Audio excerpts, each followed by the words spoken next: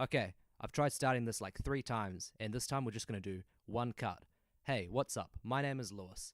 I'm a wrestling fan from New Zealand. It's 4:30 a.m. Wrestle Kingdom 13 ended like about 4 hours ago now, and I haven't been able to sleep just because just had so many thoughts about this. I've been planning on starting my own wrestling podcast, which is, Pure Grade Puroresu, just by the way. I can't remember if I actually said the name or not. Anyways, it's Pure Grade Puroresu. This is the first episode, and I figured what better way to start the year with my new podcast than to just go for what is coincidentally the biggest wrestling show of the year in Japan. And I think for most wrestling fans, this is probably the biggest show, And so I wrote I was writing notes. I was thinking, this is my first episode. I just want to give my general thoughts. And I was like, I'll just give myself some brief notes just so I know exactly what I'm going to go through. I don't have to do a lot of stumbling and erring and ahhing over my words. And I ended up writing 5,000 words. And they're not exactly rough notes. I'm pretty much just entirely giving my full analysis. And I hope that I don't go overboard and just read word for word what I've written. But I really wanted to talk about Wrestle Kingdom 13. My show, obviously this show, feels fucking weird calling it that. I'm going to be covering the major Japanese promotions, New Japan, All Japan, Noah, Dragon Gate, maybe like some Stardom or something like that. I'm just going to start with New Japan because, I was looking at the market and I was like, you know what? No one is doing a New Japan podcast. And I think I could really break into that market. I could be the first New Japan-centered podcast. Yeah, great idea, right? So, let's look at this card. We started with the Never Openweight 6-man tag team title #1 contendership gauntlet match. And no one gives a fuck about this match or this title. Okay? No one gives a shit about this. It is literally unimportant. I know I'm not using that word properly, but you know what? I fucking hate these titles. I think they were introduced after Wrestle Kingdom, what was it, 10 in 2016? And it was like the Briscoes and fucking Yano won them. And I think it was against some Bullet Club team. And I just have not cared about those titles ever since. You look at Dragon Gate, they have their triangle titles for their three-way teams, and you get some fucking sick spot fests. But what does New Japan give us? They give us like a gauntlet where it's basically just run through all the people who are just leftovers on the show. They'll probably give us like, a few good comedy spots, but as an actual wrestling match, you're not going to care about it at all. It was funny like watching, best friends interact, and, it was cool watching Nagata and Suzuki go at it. But look, I'm already giving this match way more attention than it deserves. The 6-man titles are garbage. Boycott New Japan. Do not buy New Japan products or pay for their shows until they remove these titles from fucking sight. Anyways, let's go on to... do I want to go on to the... Because technically after this, like this was the opening match, then there was obviously one of the biggest matches people were looking forward to, Ospreay versus Ibushi, but there was also the announcement of like all their shit, we're going to have this show here and this show there.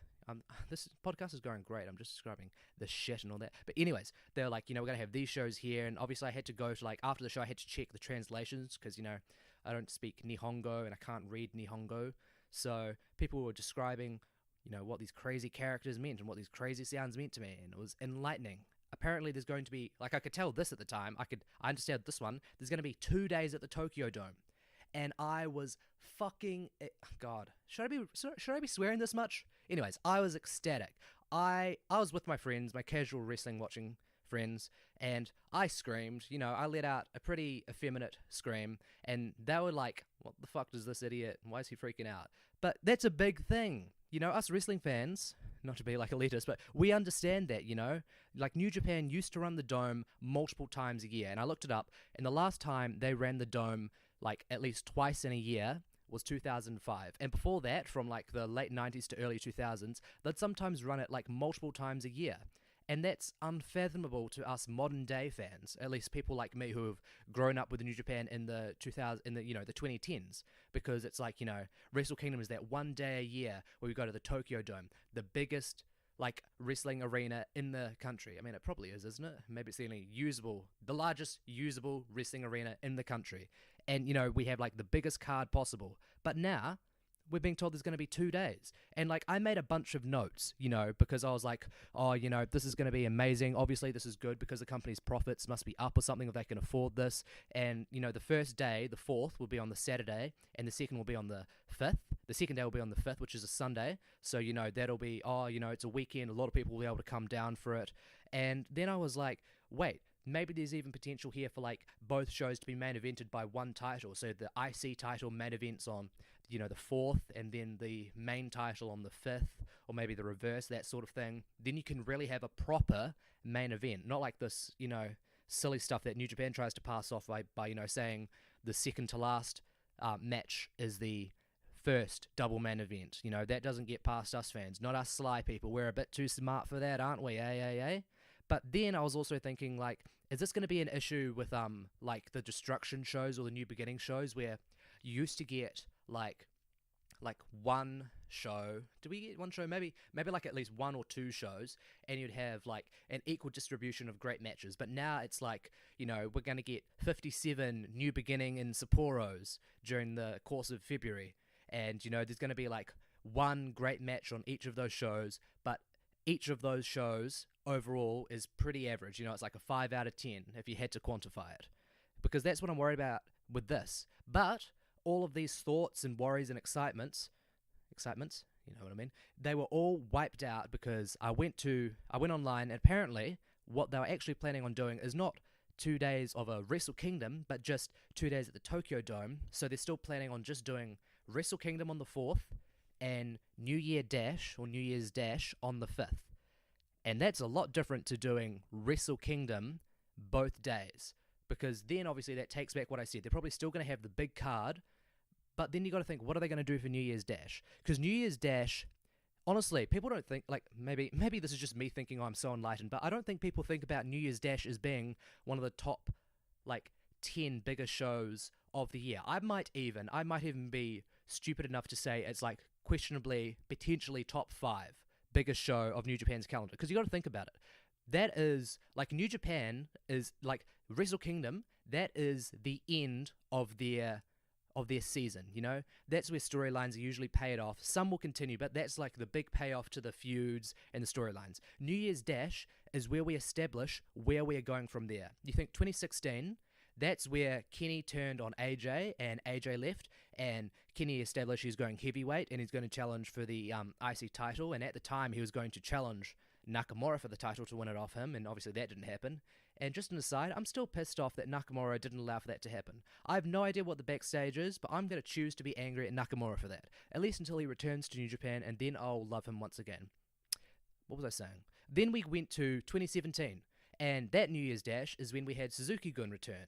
And, that was awesome because they'd been apparently syncing it up in Noah. I'd seen a few matches at the time. Don't remember much, but apparently it was shit, and I'll take people's word on it.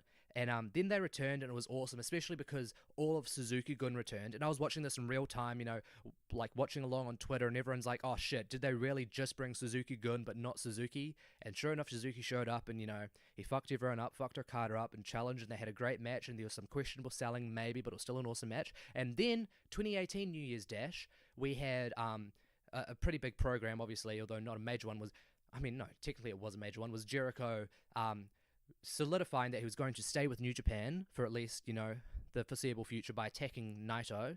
And obviously it was a bit annoying that that feud wasn't picked up again until, like, well, it would have been just before Dominion when he attacked him again. But more importantly now, I'd say, was Jay White turning on Omega after being, part of the Bullet Club for all of maybe 15 seconds. They embraced, they both got similar black-grey hair, they gave a nice little show, and then he just, not like, a nice little display of, oh, we're all nice, we're all jolly, and then Jay turned on him, and that's pretty much, that's not the, you can probably go back, they probably planted seeds earlier, but that was one of the first major things, at least, of 2018 that started off the Bullet Club Civil War, and that dragged on like shit, but I was really enveloped in it, fucking hell, I was invested in it, I liked it, I was interested in it at the start, but, and I remember, like, at the time, I think it was Tama Tonga, I think he had said, like, he thought that Jay turning on Omega at the start was, like, the first sign of Omega's weak leadership.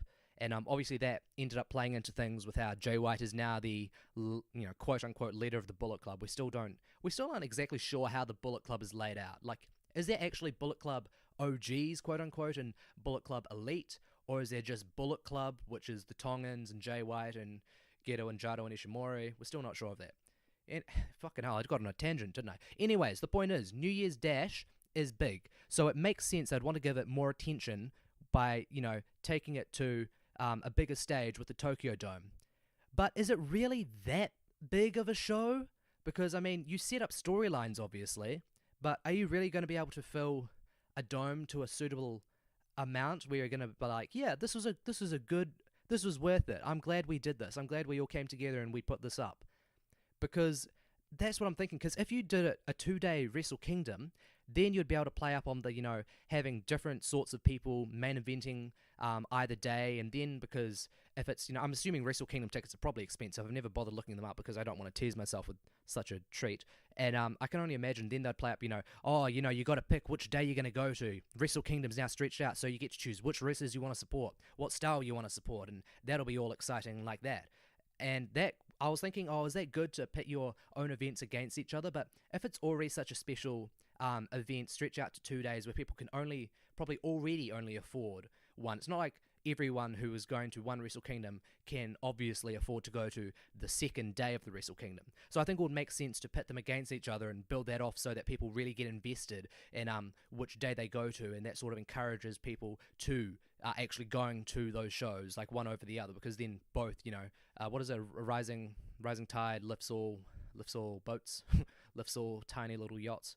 But now, if they're going to put a New Year's Dash in there, like how the fuck are they expecting that shit to get filled? Like, why wouldn't you just take it to, like, even Sumo Hall, I thought would be, like, pushing it if they took New Year's Dash there. Like, what are you expecting at New Year's Dash? Like, the guys from, like, Wrestle Kingdom who are still hungover? Like, there's going to be, like, Damon from the Super J-Cast. He's going to be, like, he's still going to be drunk under the bleachers all the way at the back. And he's going to wake up, he's going to be like, oh shit, Liger's out there with Tiger Mask, he's just messing around with Taguchi. This is great, I'm glad I stayed over here. Anyways, that's probably longer than I need to spend talking about that. But this is a big thing. New Japan's running the Tokyo Dome twice in a year for the first time since 2005, and it's such an odd choice because a New Year's Dash? Anyways, spent too long on this. Next thing. That brings me, finally, back to actually talking about the matches on this gosh darn Wrestle Kingdom 13 show. So, one of the, obviously the biggest shows, the biggest matches, most anticipated, was Ospreay versus Ibushi, or Ibushi, the never openweight champion, against Ospreay. It was meant to be a dream match, and people were super hyped for this, and then obviously this led to a lot of people becoming doubters, because everyone was like, holy shit, it's Ospreay versus Ibushi, two of the greatest high flyers of the last 10 years. And then it's like, oh, it's going to be the opener, this is going to be awesome, this is going to be one of the greatest openers of all time. And then that led people to being like, oh, we're overrating this isn't going to be as good.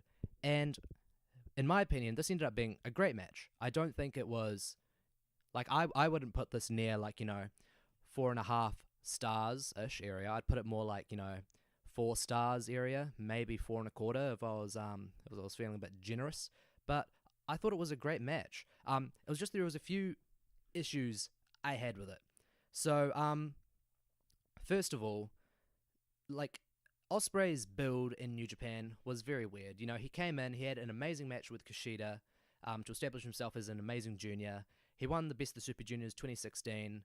He didn't win the title all that year. Then he won...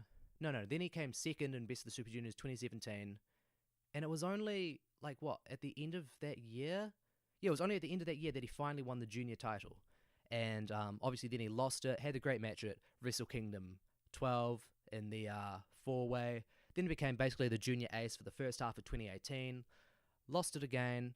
And then he started moving up to heavyweight all year. They were planting the seeds with him going against Okada at the anniversary show, facing off with standard heavyweights like Ibushi and obviously Omega in the second half of the year. And now this brings us to here where he is in fact the never openweight champion now. And obviously there was convoluted booking to get there, as all New Japan related podcasts have gone into in great depth. But I'm happy we're here because Ospreay was always, like, for the first 2 years, he was quite underutilized. And by that, I'm not discrediting his pushes and winning the best of the Super Juniors and going to the finals in the second year of it and all that. I'm just meaning Ospreay is a total star and he deserves to be in the top rank. And I think this is actually big that New Japan has given him this win, especially over the likes of Ibushi. We don't know where Ibushi goes from here, but, you know, Ospreay, I mean, people have been suggesting maybe from here he goes and he competes in the best of the Super Juniors and then also the G1. But I'm pretty sure Ospreay's probably already sick of people comparing him to Dynamite Kid, so he's probably going to be like, nah, I don't think I'm going to do 2 back-breaking tournaments in 1 year. I know I'm trying to toe the line between heavyweight and junior, and I'm trying to be revolutionary, but I don't think I need to go that far. That's probably his thinking. Anyways, the match. It's funny because you compare this, the open weight match between two heavyweights here. You compare that to the junior title match from later in the night. This was way more junior style than I expected. You know, it's like Ospreay is great at giving a hot start. You know, Ospreay will start off, he'll do his sort of scream. Oh, sorry, I probably capped there, probably hurt. You know, headphone users rip there. He gives his really random screams that are sometimes a bit melodramatic, but then he just runs at his opponent full force and delivers like a big kick, and then he just starts doing his acrobatics. And I don't use that term in a demeaning way. I just mean, you know, that's how I describe the flips and, you know, all the twirls and stuff he does. And Ibushi joins in. He's like, oh, I see what you're doing. I'll join in. And they just start, you know, pulling off some sick moves. And that, I want to talk about this match. I don't want to go directly into using this match to criticize Ishimori versus Kushida, but that's exactly what Ishimori versus Kushida should have been. You know, this match immediately picked us up. Like, this was the first proper match of the show. You had that, you know, pretty dull, I wouldn't say bad, but just fucking jeez.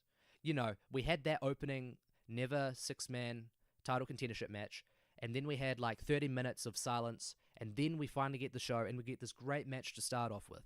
You know, we've got Ibushi and Ospreay at their prime, dancing around each other, throwing stiff strikes, and, you know, flipping around, just giving a great display. But there are a few issues I had with it. So there were meant to be a few, like, big spots. I made a note of them, if I can just bring that up. So, for example, there was, like, the spot where Ibushi goes for his deadlift German.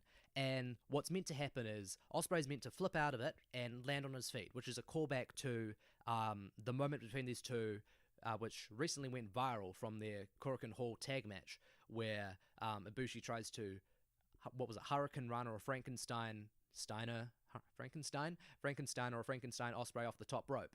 And Ospreay lands perfectly on his feet. And it's a very cheesy moment where Ospreay's sort of brooding, you know, he's looking down, he's all like, oh yeah, I'm fucking awesome, I just, you know, flipped out of that move that you tried to hit me with. And Ibushi, the camera angle has the over-shoulder shot of Ibushi being like, what, why are the fans, what's happening? What? As he slowly turns around and sees Ospreay, and he's like in shock, he's like, what?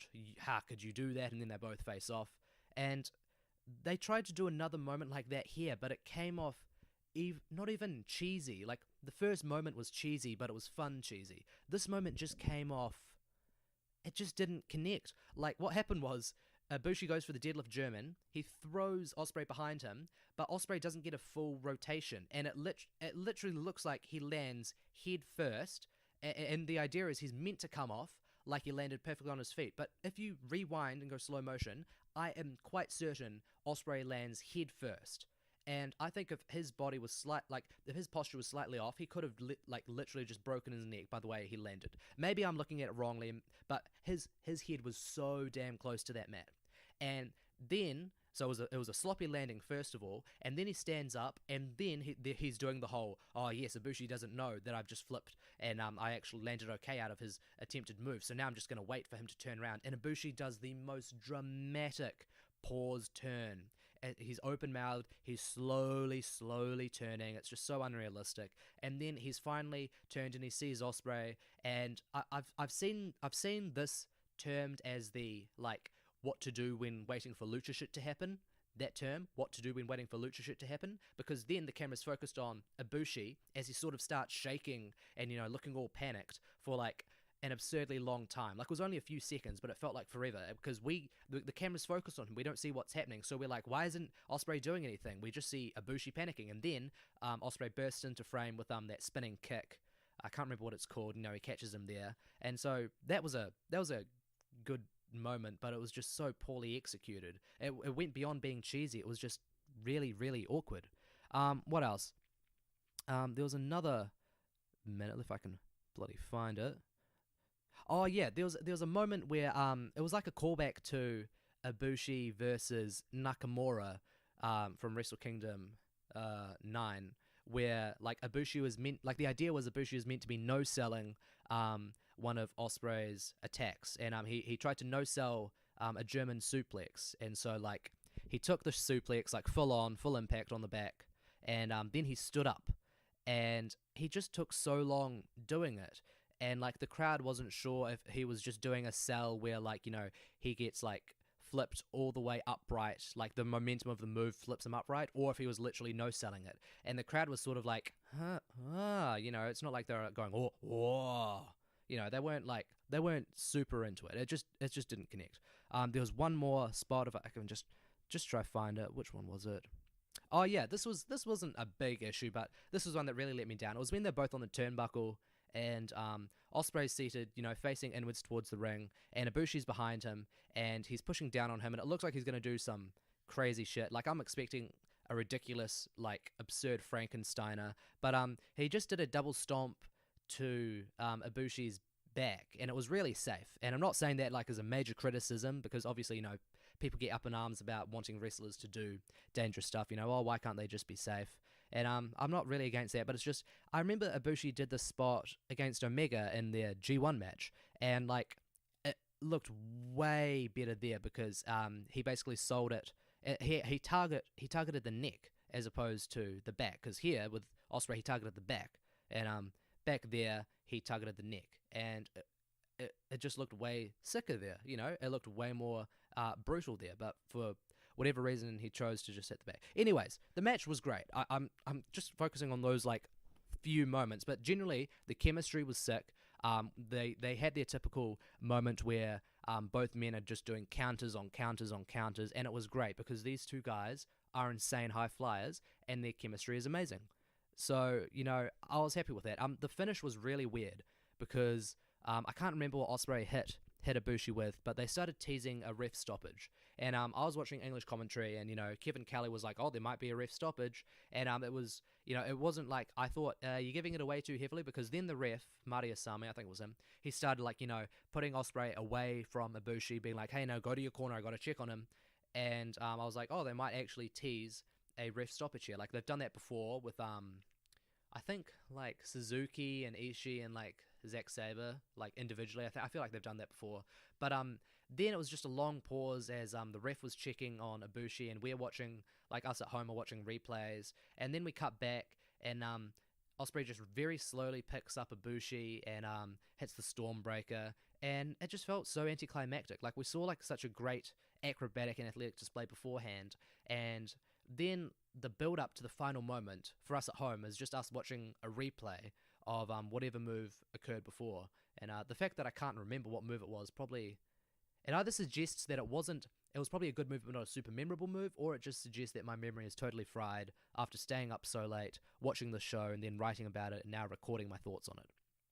Anyways, I think it's pretty awesome that Ospreay's getting such a push as a heavyweight. People were suggesting that he'd be fine if he lost this because, hey, he still established himself as a solid heavyweight. But I think, it's always been like a few steps forward and a few steps back with Ospreay. 2016, Best of the Super Juniors winner, doesn't win the junior title, comes second in 2017, blah, blah, blah, the story. Becomes junior ace, loses the title, blah, blah, blah. But now he's actually established himself in his first attempt at being a heavyweight. We're excluding the Okada match because that wasn't, that was just a match between mates. That wasn't a real tussle. So it's exciting to see where things go from here. If Ospreay does throw himself into the Best of the Super Juniors, then he'd have an even better shot of going for Wrestler of the Year for 2019, because he was definitely one of my picks for 2018.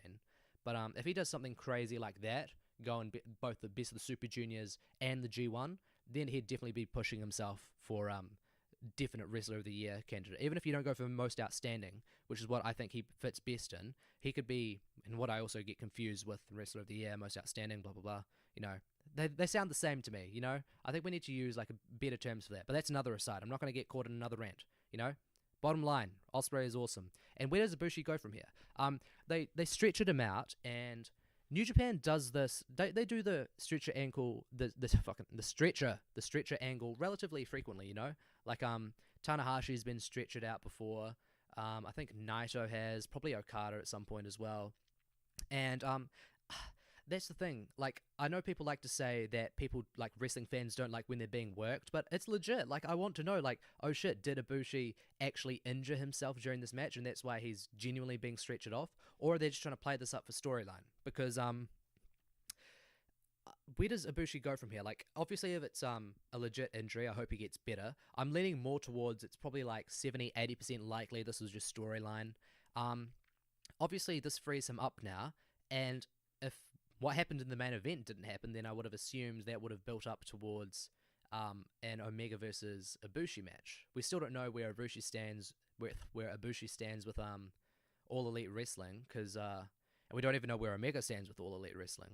But that could be something there. Maybe Ibushi's going there, or maybe they just wanted to get a useless title off of Ibushi because he doesn't need it, and that can set him up towards maybe a solid New Japan Cup run. And because on the other hand, Ospreay did need even a title as relatively useless as the Never Openweight title, because, you know, that actually means something for him, because he's the first like actual ex-junior who's like won the title. Like, I know Naito used to be a junior and he held the title, but he was heavyweight for ages before he won the openweight title, I'm pretty sure. Like, I think it was at least 2 or 3 years, but Ospreay, this is his first like heavyweight title he's gone for, and he's only just turned heavyweight. And I think that matters like way more. Anyways, once again, I've spent too long on a topic. I'm glad if you're still here. So, the next topic, the junior tag title match. I was so stoked when Sho and Yoh returned at, what was it, King of Pro Wrestling 2017, and they immediately won the titles, and then they won the junior tag tournament, and they were challenged by the Bucks, and it made sense because the Bucks weren't in the tournament, but they were the most historic winning junior tag team. Fuck, I've totally mangled this. You guys know what I'm saying. They were the best junior tag team in New Japan history, so it made sense they would challenge them at Wrestle Kingdom. And I was a bit disappointed that they lost the titles, but I was like, you know what, this will build up for something big. But then Sho and Yoh didn't really earn a rematch. They just faced them less than a month later, and they won the titles back. And I was like, oh, okay. I guess maybe a sudden change, or maybe that's just the story they wanted to tell. But then Sho and Yoh lost the titles once again, and they lost them at the anniversary show, and then this whole Suzuki-Gun tag team title reign started. And I'm not super big on the Suzuki-Gun Juniors. I think they're a good team. I think they're a bit overrated, but the one thing I did like was that they brought stability to the division, as every other podcast has said to death, you know. They held the titles for 300 plus days, and it was a nice breath of fresh air to not have, constant changes. But I was still so confused. I was like, what is the story with Sho and Yoh? Because they lose the titles to the Bucks, win them back a month later, then they lose them, like, what was it, a few weeks later? And before that, the day after they re-won them, they lost immediately to Suzuki-Gun Juniors to set up that match. And I was confused on the redemption story, because Sho and Yoh had 3 shots at the junior tag titles, winning them back in 2018. So they lost them at the anniversary show. Oh wait, was it 2? So they lost them at the anniversary show, and then I know they at least had a match at Sakura Genesis and at Dominion, because during the Best of the Super Juniors, both Sho and Yoh pinned the combination of Kanemaru and Desperado in their singles, and that was basically how they earned their title match at Dominion. And I was certain, like, okay, Dominion is where they finally win, and when they didn't win, I was shocked. And so then I was like, okay, maybe they're just building up for them to be, I think maybe the first 2-time Super Junior Tag tournament winners. I think maybe Roppongi Vice also did that, but either way, they won that. Then I was like, oh, okay, this is all building up to them finally winning back at Wrestle Kingdom, and then they don't win, and they're in a 6-minute match, and Sho eats the fall. what is this? I was shocked. Like, did Shingo's introduction really change everything? Like, was Geto just like, you know what? We've got these two, you know, studs of, you know, junior tag team champs, well, junior ex champs, ex two-time champs. You know, they're a great tag team. They connect with the fans. They're in, like, you know, an okay stable and chaos. They've got a great look. And was he just like, you know what, we've got this big beast of a man, Shingo, and we just really want to push him? Like, did that really change things? Because they played up the Shingo and Sho rivalry here, and they had Shingo just decimate Sho in those. The final half of the match was only like 3 minutes, like literally only 3 minutes, I'd say. And Sho eats the fall, and man, I don't know what to make of this. Like, this makes me think. Well, I've been pretty salty about this for a while. So every time Sho and Yoh lose, I'm always thinking, well, I guess they're gonna break up soon. But really, like, they've had so many failed attempts at their redemption arc. Like, their redemption arc technically already happened when they lost the titles at Wrestle Kingdom and then randomly got a rematch less than a month later and won them back there without showing any real in-story progression to have overcome whatever mistakes led to them losing the titles in the first place. So that redemption technically already happened, and this has just been like a continuation of that downfall, but without ever having a redemption. And it brings me back to the talk about apparently Jay White has said he had a mole in Chaos. And part of me wonders, like, I haven't actually seen this, like, the primary source. I haven't seen the show or the interview where Jay said this. I've just heard everyone talking about it, and everyone's been speculating on who it could be. And so if it was, like, either of Sho and Yoh or Rocky, and that actually led to them leaving, then that wouldn't necessarily in kayfabe play along to why they lost here, because it's not like they would have choose to lose the titles because, oh, they're going to leave the stable and turn on Chaos. But it would also make sense from a booking standpoint why they would lose the titles, because maybe that's like their motivation, because they're like, you know what, in Chaos we're somehow being held down, or maybe it's, you know, Rocky's holding us down, we need to turn on them, we need to join, I don't know, maybe start their own this own promotion. Or there's even been talk of them joining Bullet Club, because then they'd be with Jay, who was like, you know, their associate young lion. Is that the right? Sounds so formal to call it that, but you know, because I was just disappointed in this match. You know, you had Kanemaru and Desperado doing their, you know, typical cheeky heel antics. You had Sho and Yoh. They're okay. Honestly, Sho and Yoh, I like them more as singles than as a tag team, because it's been over a year and they're still messing up some spots. Like, there's the trademark Roppongi Vice double knee attack that Trent and Rocky always got great impact on. It always looked great. It always got a pop from the crowd. But for, I guess it's just height. It's just the reason of height that Sho and Yoh just can't jump up high enough to get their knee anywhere close to the chin or even the upper chest, and it just don't make it look good. And there's also that spot where Sho like does a backbreaker on someone, and then he tries to pop them up from his knees for Yoh to hit a super kick, and it always looks really mangled. And a lot of their tag team spots honestly just aren't that good. But the reason I like them so much is because, first of all, they were the first set of young lions that I came across when I first started watching New Japan, and second, I really enjoy them one-on-one. You know, Sho has like, you know, contagious energy, and he's like a great powerhouse when he wants to be. And Yoh is great at selling. It was weird because Yoh was like far and ahead better than Sho, I think, when they were young lions. But now I'd say Sho has far surpassed him. But I still like Yoh. And yeah, that's the thing. This match, there's more to say about the results and the consequences, and more synonyms for whatever reason I'm using. You know, surrounding this match than the actual match itself, because it was 6 minutes. And this brings me back to the open weight gauntlet. Like, I'm not sure how the runtimes affect, you know, from the pre-show match to the main show, but did you really, like, is there anyone out there that really cares, like, oh, I really wanted to see 22 minutes of the never six-man blah blah blah gauntlet match? Because I would have rather those minutes were distributed to these other matches, like the junior tag title match. Ospreay and Ibushi got enough time, but Zack Sabre and Ishii definitely needed more time. The tag match could have done with a bit more time. And Kushida and Ishimori, they had their own issues regardless of time, but even that could have been a lot better with like an extra few minutes. So, yeah, but obviously this junior tag match was the one that suffered the most. But one solid takeaway is that at least Shingo looked awesome in this. Like, you know, he's been booked so strongly since coming in. Like, obviously they didn't go undefeated in the junior title match. I mean, the junior tag tournament. But he's been picking up like all the wins. I don't know if he was pinned. I feel like he might have given away a cheap pin to like a Tiger Mask or something during it, but that's not a big issue, obviously. And now he's a junior tag champion, only a few months into his New Japan career, and I'll be excited to see where this takes him during the Best of the Super Juniors run, because obviously he's going to be in that, and this could also elevate the tag titles, the junior tag titles, because it's usually only the junior title itself that gets a rub from the Best of the Super Juniors. But I think it'll be awesome, like with last year, how they had Sho and Yoh pin Desperado and Kanemaru in singles action during the Best of the Super Juniors to set up their challenge at Dominion. But the thing was, that didn't feel as important because that was another attempt where Sho and Yoh's redemption angle was thwarted. So if that actually led to something big where, maybe Sho finally pins Shingo in the Best of the Super Juniors because they're in the same block, and then him and Yoh get to challenge Shingo and Bushi at Dominion, then they finally win the titles off them, and they finally win back their titles after over a year of being without them.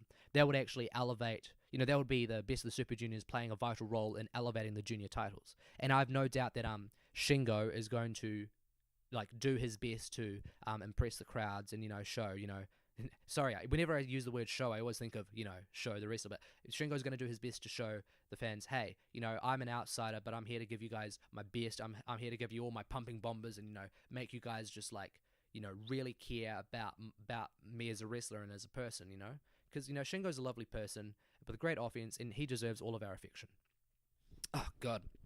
Now, this brings me to Zack Sabre Jr. versus Ishii for the Rev Pro title. I have a very strong love-hate relationship with Zack Sabre Jr.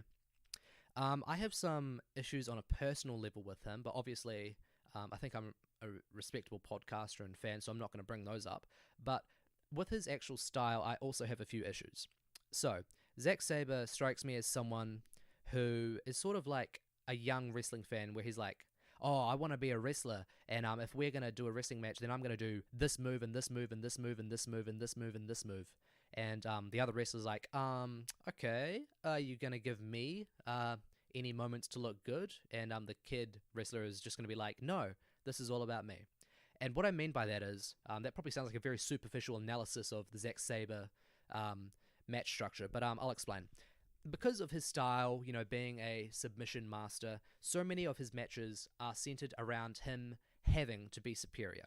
Because that's how his style works. He's a submission master. He, catches people and holds out of nowhere.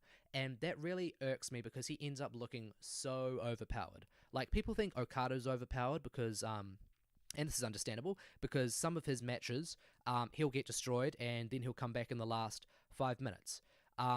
I can understand that criticism. I don't necessarily agree with it being a deal breaker, but I can understand it. But with Zack Sabre Jr., he dominates, unironically, about 90% of a match. And that can really be annoying, especially when he's up against like a Tanahashi or a Naito or an Ibushi, because frequently they don't get to show off as much, because the match has to be centered around Zack getting this move and this counter and this hold. And it's all about making Zack look good. And that just really annoys me. I've sort of termed it as torture porn.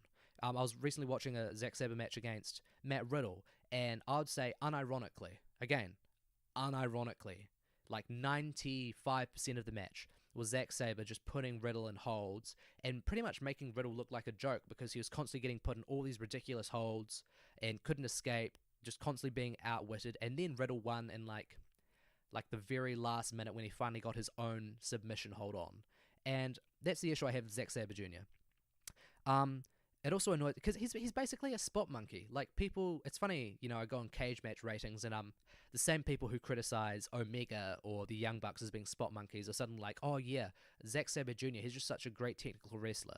Like, they don't realize he's essentially just a quote-unquote spot monkey. It's just, he just uses submission holds, and he just goes from, hey, I'm going to grab your wrist, or I'm going to grab your toe, oh, I'm going to grab your eyebrow, I'm going to twist it in this way. It's the same thing. Not that I hate that, but that's the issue I usually have.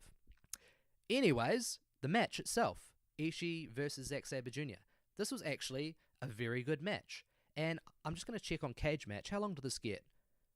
This got 11 minutes, but it didn't feel like that. And I don't mean to say that because it felt long, but it felt like it was very filled to the brim with content, because this wasn't as I said, this wasn't the sort of match with like Naito or Tanahashi where Zack Sabre just totally dominates for 90% of the match, because it's Ishii, you know? You can't, like, you can have Tanahashi and Naito and Ibushi, you know, the full-on baby faces, and yes, I still count Naito as like a full-on babyface, even despite his, LIJ persona the last few years, because they can sell. They can just sell big time for Zack and, make his holds credible and, actually dramatic. But with Ishii, his whole persona, alongside like Shibata and stuff, is, you're not going to hurt me. You're going to apply this hold, or you're going to throw the strike, and I'm going to no-sell it. It actually hurts. Yeah, I don't want you to do that, but I'm going to no-sell it because this is about honor. That's Ishii. And so that's why Ishii was a good partner here with Zack Sabre Jr. And obviously there's the history with Zack having tapped out, or at least gotten like a match stoppage win over Ishii, like at least twice, maybe even 3 times. So there's that danger factor that, even though Ishii's a strong man, he's a stone pit bull, he can withstand anything, he sadly can't withstand Zack. And one issue that I have with Zack is his size and body type, because sometimes it's a bit ridiculous to see this twig of a guy, taking Okada, who's, Okada isn't super muscular, but he's a bit bigger. He's a bit of a bigger boy than Zack. Let's just say that. And, twisting him so easily. But the thing is with Ishii is more, fatter. I don't know if I want to describe him like that. He's a bit fatter, a bit rounder, a bit smaller. He's like 5'8" or something. And so it's actually more believable seeing these long, lanky limbs wrapped around a smaller, fatter, body part of Ishii. It makes more sense for me to see, oh yeah, I can believe that Ishii's, bicep is actually being contorted in that way. And I really enjoyed this match for its time, even despite all my issues with Zack as a person and as a performer. Zack goes for all these holds, and Ishii sells fantastically as he always does, but there's always those moments where Ishii, maintains his warrior style, and he shows, he's like, hey, I'm not a bitch, I'm not going to take this shit, and, he'll slap the shit out of Zack every now and then. And again, I hate to go back to this, but another issue I have with Zack sometimes is his selling, because he goes from this, oi, oi, he says that a lot for some reason. That's how you get across being a cocky heel, I guess. He says oi, oi, and he's all cocky and arrogant, and up himself, and oi, oi, dickhead, that sort of stuff, and he's all dominant and everything with his holds. But then, a light breeze comes along, and he like throws himself over. And I recently on Cage Match, I came up with a great way to describe Zack Sabre's selling style. It's basically when he sells like a big move, he looks like a child that's just been told off, and at the same time, he looks like a practice wrestling dummy whose insides have just collapsed in on themselves. You can rewind that and try figure out. It makes sense in my head. That's all I'm saying. And that's always been an issue with when someone finally gets their, when Zack finally gets his comeuppance from someone, because then he goes from being this totally superior master to looking like a bag that's just like a wet bag that's just been thrown around in the wind. But here, it really worked well with Ishii, because Ishii's throwing like, those big lariats and those headbutts, and Zack's just like collapsing full on against them, and it looks great, because, he still looks Zack still looks sort of stupid, the way his limbs just go all like stiff, and he just like collapses down, like from the hip down, but it just worked here, because it just made Ishii's offense, look totally boss. And these guys only apparently had 10 minutes, but they fit in a lot of stuff. And even at the end, we got like a great, like, what I like to call the 50-50 exchange sequence, where both guys are going for moves and countering counters. You had Zack going for the kick, I think, and Ishii uses his injured arm that Zack's been working over all match. He uses that to like deflect the kick, and then it finishes with Ishii throwing a headbutt, and then Zack locks on one of his like 1,000 holds, and I can't remember what he calls them. I don't even know. I couldn't name a single one of Zack's finishing moves, because he has like 10, and sometimes that's a good thing. Sometimes that annoys me, because I never know which move I'm actually meant to pop for, because I'm like, oh, is this the one that he finishes people with, or is this just an appetizer? That's another thing that annoys me about Zack, I guess. I hate that I have to shit on him, because this really was a good match, and these guys only got 10 minutes, but yeah, they did really well with it. And obviously I'm not surprised that Ishii loses. It makes sense. Zack won the New Japan Cup the previous year, challenged Okada, did really well in the G1. It makes sense that he's going to win one of his... It's his home promotion, isn't it? Surely yeah, Rev Pro is probably I'd call his home promotion, even though New Japan wrestler, but he's with Rev Pro longer. He wins his home promotion title on the New Japan show. Has him looking confident going forward. He's probably not going to do well in the New Japan Cup. I wouldn't be surprised if he makes it to the finals. New Japan like to do that. They had Ospreay win the 2016 Best of the Super Juniors. Then he goes to the finals and loses the next year. Omega winning the G1 2016, goes to the finals, loses the next year. Wouldn't be surprised if they do it with Zack. Maybe he goes against like Jay White in the finals, or maybe Okada. Maybe he finally gets the win over Okada. That's like the start of Okada's redemption. Then it's cut short again, and then Okada has to go win the G1, that sort of thing. Although people think Naito's going to win the G1. Anyways, once again, I've gone on another tangent from a match. Oh god, my voice is so sore from hanging with friends, and I'm now talking about this. Anyways, the tag match, the IWGP Tag Team title match, 3-way match, as I say the entire title while thinking about things to say about this. I have not cared about the tag titles for quite a while, and initially my reason for that was because I did not care about GOD. Like, the fact that GOD are 4-time tag team champions really, really, really irks me, because surely, like, I haven't seen all of New Japan from the 90s, but surely those titles used to mean something. Like, I'm pretty sure, like, the likes of Muto, Hashimoto, Chono, those sorts of, old, the legends used to hold those titles, and now we just give them to the D-rated players in the Bullet Club.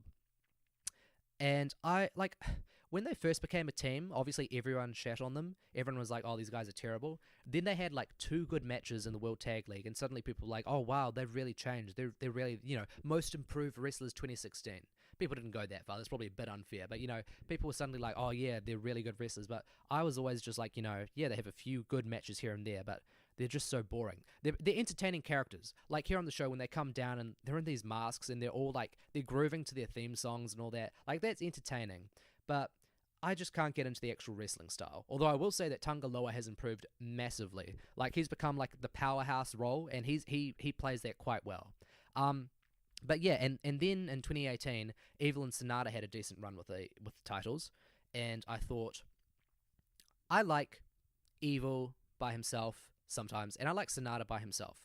But for whatever reason, as a tag team, they didn't appeal to me. Like, their tag team finisher, which is what they basically they just stole it from either GOD or Killer Elite, didn't they? And I just don't think they have good tag team chemistry, to be honest.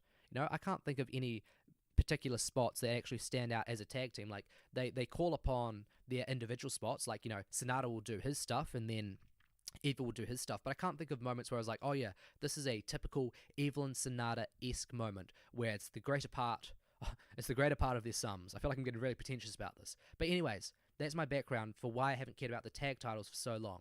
And as like, the likes of, Joe Lanza from Voices of Wrestling have said, the Bucks being added to this match definitely ensured that it was going to be way better than if we just got Evil and Sonata versus Tama Tonga and Tanga Loa. But even then, I'm not sure if it's with the talk of the Bucks, starting All Elite Wrestling, so they not only had to put people over, but they also just had to look not as impressive in their exit. But the Bucks just weren't, like, they weren't bad, of course, but they weren't as, awesome as they used to be. Like, they used to take that opening match Wrestle Kingdom slot, and they used to give it their all. They'd go full on, flippy doos, give us the acrobatics, give us the twirls. But here they didn't. They had like a few of those signature moves, but maybe it's just because Evil and Sonata and Tama Tonga and Tanga Loa just can't keep up with them. But the Bucks just didn't get that much time to shine, and that makes sense, obviously, if they're gonna be leaving New Japan. But at the same time, they're the most historic junior tag team.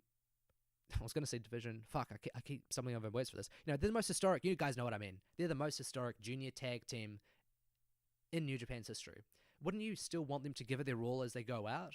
But maybe New Japan really was thinking, we can't have them go all out because I guess then the fans are going to miss them too much, and then they're going to be like, oh no, we want them back, we don't want them to leave. So maybe that was the plan. Or maybe I'm overthinking this, and maybe they just gave a subpar performance.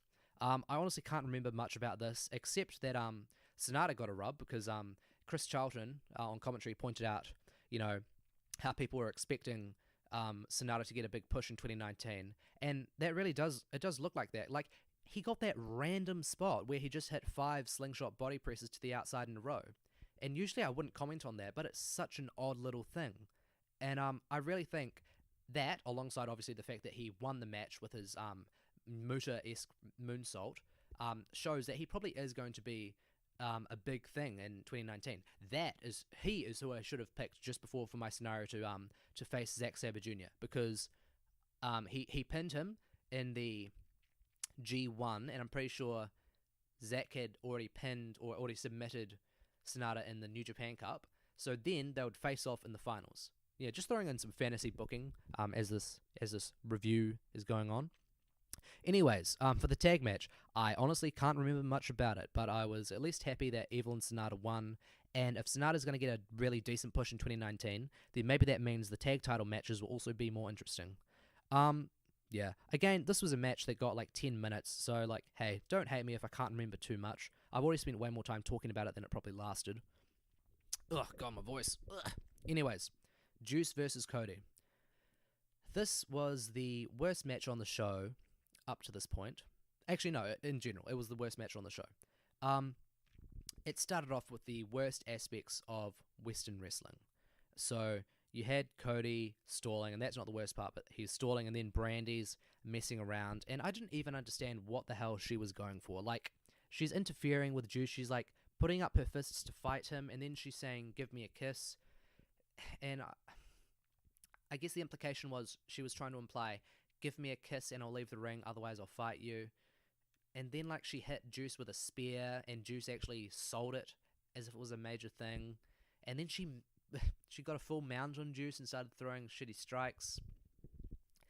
It wasn't good. It made Juice look a bit silly. Like, it would have been way better if Juice, being a fully grown man, just took this, rather small woman's spear and just like shook it off. That would have been a good laugh, and that's a lot more than I got from what Brandy gave me. And then they didn't even do a good execution of Brandy being kicked out, because Tiger Hattori sort of just waves her off for like 10 seconds, and Brandy just keeps going, "No, no," and then Cody gets involved and sort of cuts off any drama that was building. So there wasn't like a proper build-up to her being sent. Like, you think back to Dominion 2015 with Red Shoes throwing out the Bullet Club, how he does, like, he points to all of them, then he's like, "Get out of here," or whatever he does, and then he's got the historic, the iconic crotch chop at them, and then the Bullet Club freak the hell out, and that's iconic. Like, you got to have good timing for that. Like, Tiger Hattori should have, like, pointed at her, and then like a few seconds of silence, and then yelled, "Out of here," and then the crowd would erupt, yay.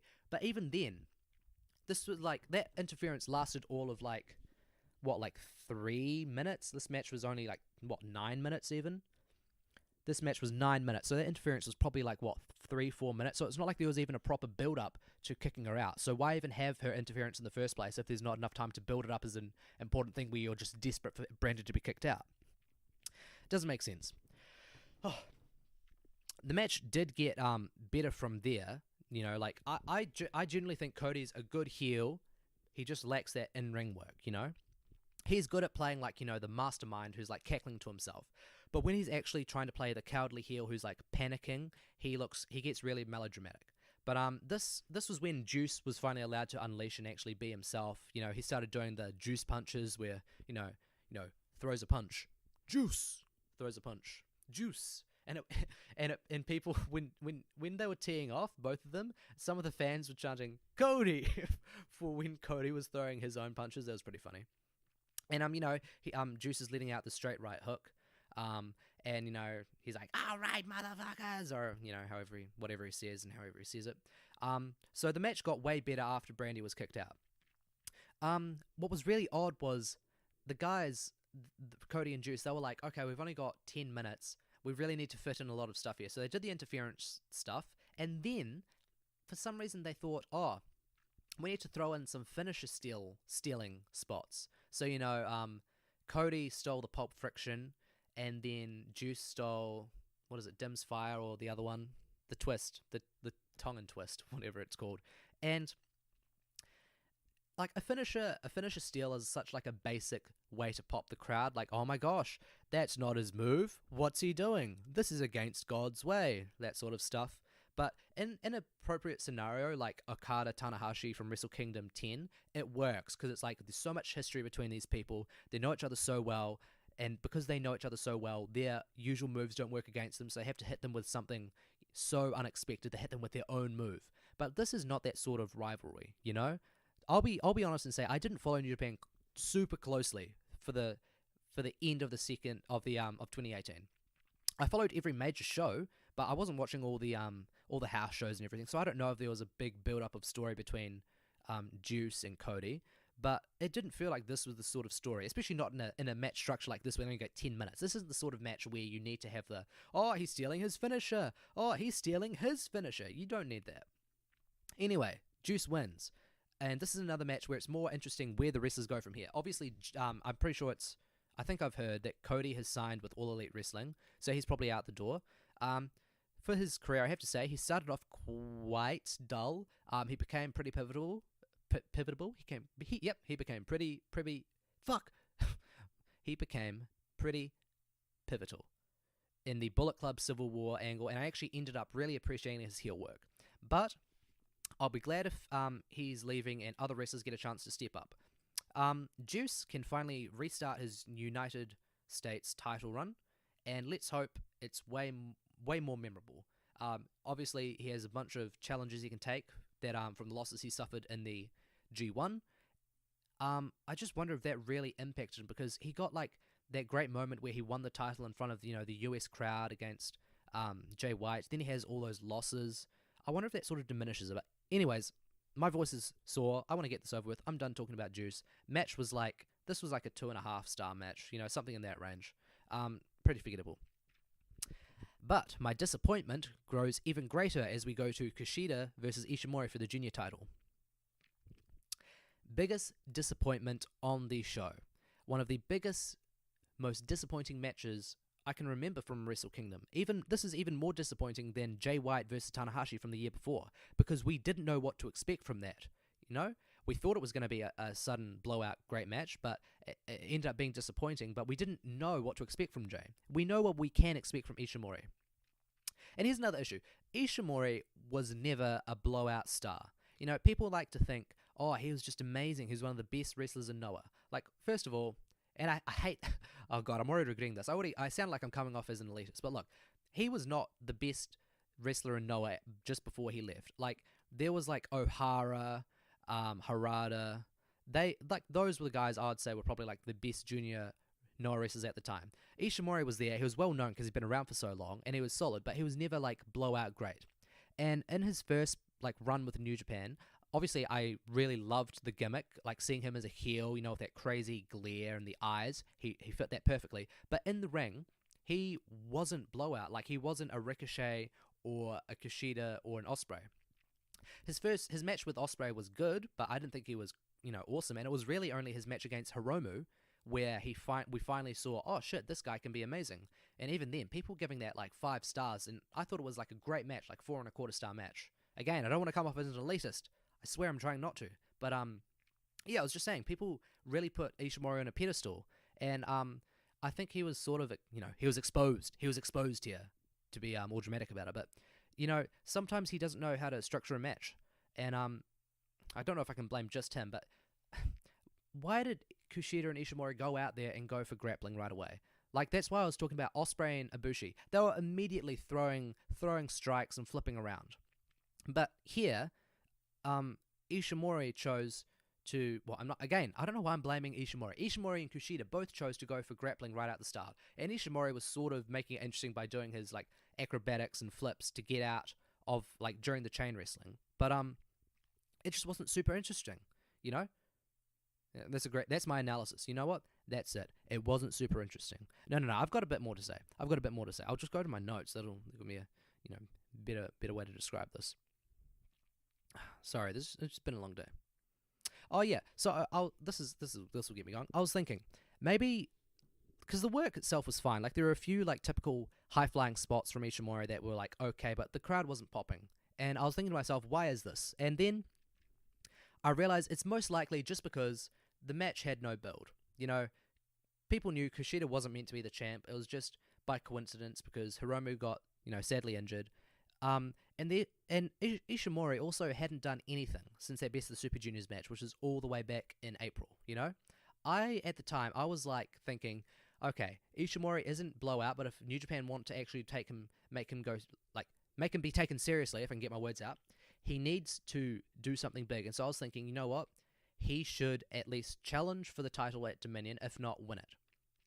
And keep in mind, that's with me all saying, that I'm not sure how great I even think he is. Obviously, I saw that potential in the Hiromu match, but I thought they need to go full in on him, because if they don't, then he's just going to be on the back burner all year. And sure enough, that's what happened. He wasted away in tag matches, mostly with GOD, I'm pretty sure.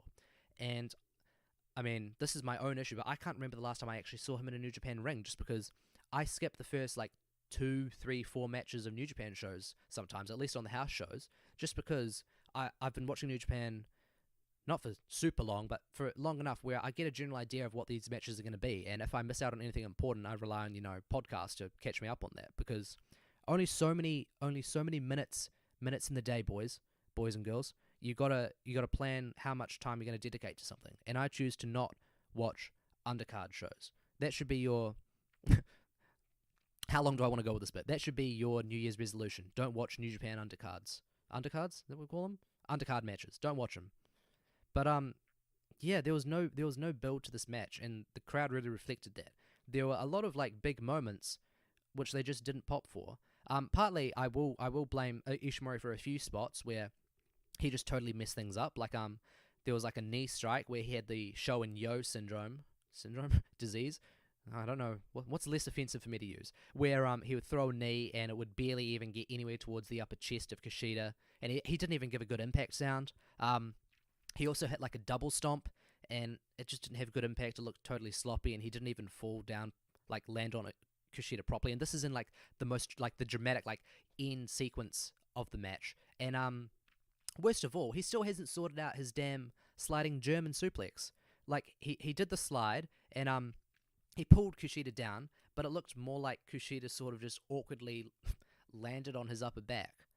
And there was a spot where Kushida is trying to lock in the hoverboard lock, and Ishimori escapes, and the crowd sort of just goes, as if, he escaped. Isn't that nice? As opposed to, whoa, that's Kushida's finishing hold that he's finished off so many people with, and Ishimori just got into a position where the lock can't be executed, so he's safe for now. The crowd just didn't care, and I can't blame them, because if they were working at a pace that just... Maybe it was also the placing in the card, but they weren't working at a pace that fit them. This needed to be a balls out junior spot fest. This is the sort of match where you need people on Cage Match rating it 0 out of 10, 1 out of 10, one of the worst matches I've ever seen. That's what this match sort of needed to elicit. It needed to be that sort of match in order for the majority of us to actually enjoy it. And I feel like giving this 3 stars is being generous. A flat 3, the gentleman's 3, that's being generous, because this was such a waste. And I feel like they're probably going to have another match. Oh well, I mean, I say that, I feel like they're going to have another match if Kushida stays around. That's another thing. If Kushida leaves, I'll be heartbroken, because Kushida is damn awesome. He gets a lot of flack, even from me at times, because he's been so heavily pushed as a junior ace. But damn it, Kushida is awesome. And you know what? Forget boycotting undercard matches in 2019. Let's boycott people who don't respect Kushida in 2019. That's what I think we should do. God, I made a lot of notes about here's another issue I had with Ishimori. I don't think that Ishimori's gotten enough hate from me in this little rant. So here's another bit. He hit his bloody cross, and I'm not sure if there was a miscommunication, and I'm not sure, it must have been Ishimori at fault. And I'm not just saying that, because he hit the move, and I think he put his feet down, or he made his body land however it was that it gave the impact sound, it looked to everyone, and even the crowd reacted as if, he just hit Kushida with the bloody cross. But then Kushida immediately locked on the hoverboard lock, and it looked like a no-sell, but I think it was just a miscommunication where Kushida was like, no, that wasn't meant to be the part where you put me away. I've still got to do this bit, so I'm just going to no-sell this and just lock in my hoverboard lock. And that was another moment.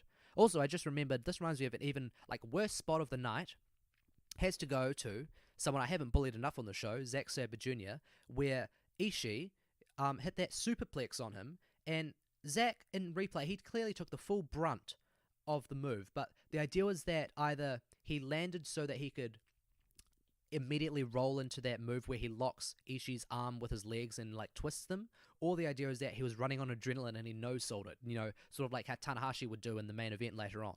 But there's a difference between no-selling a move where you just manage to pop up and, even then maybe you just throw a strike, like that sort of, I'm on adrenaline and I'm using the momentum from a move to pop up and, use my last bit of strength to throw out a jab or something. But then there's what Zack did, where he took the full brunt of a superplex,